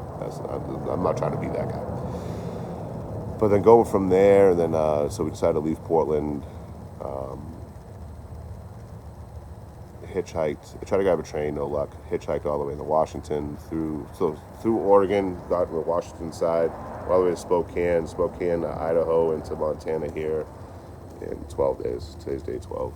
You know, so it was a fuck of a good time. It's been a hell of a fucking the last 8 days I've been on the road straight. You know what I mean? I haven't taken a break in 8 days. Well, since last Saturday. I think I always overcount it. So it's Saturday, Sunday, Monday, Tuesday, Wednesday, Thursday, Friday, Saturday. I'm counting 8 here. Well, because you count today too, I guess. Today. But it's been a hell of a fucking 12 days. Four rides in 8 days. I was in Goldendale, got 2 rides that day, waited 3 days. Trying to get a ride out of Pasco, Tri-City, and then got a ride outside of Spokane, and then got a ride through Spokane, so that's 1, 2, 3, 4, and a freight train ride in 8 days. 7 days, because today doesn't count for that. I haven't traveled today. So 4 rides in a fucking freight train in 7 days. There's an abominable creature on here that says they're in competition with me going across the country. But the competition would have to include freight trains and not taking rides from followers every time something gets difficult. So, usually if you're in competition with someone, you got the same fucking rules going on. Motherfuckers should focus on getting a haircut instead of bothering me. Yeah, I mean, I got the as I was on my train leaving Spokane, I got the notification that there's a wildfire warning in Spokane. Stay safe out there, folks.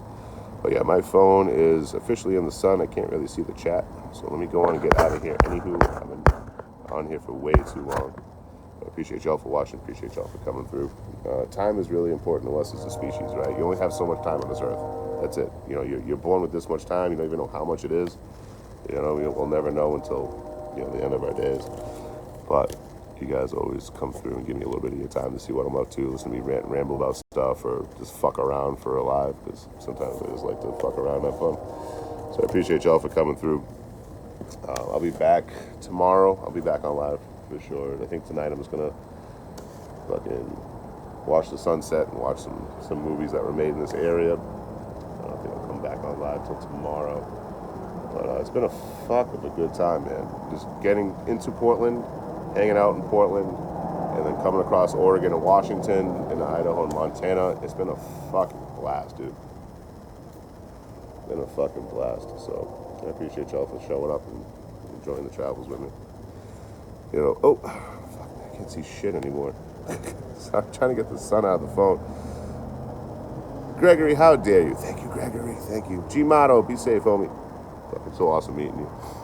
But yeah, let me go on and get out of here before my phone overheat anyway. You know, as I'm overheating because I'm officially in the sun. Looking thick out here. God damn. Oh, hold on. God damn. Holy shit. Sorry. You guys didn't need that in your life. Yeah, I'm on my way back to Massachusetts, getting fucking some good headway in these last couple weeks here. Hope that momentum keeps on going. Only been jammed up once so far. Hopefully it stops. But yeah, let me go on and get out. You guys are awesome. Thank you guys for being you. Thank you guys for being here. Check my last videos out. They're all fucking bangers. I've been fucking putting out great videos. That's the best I can do. Probably for the last fucking month, 2 months, something like that. But yeah, check them out at your leisure. Leave a comment on the ones you like so I know to keep making them. See y'all later.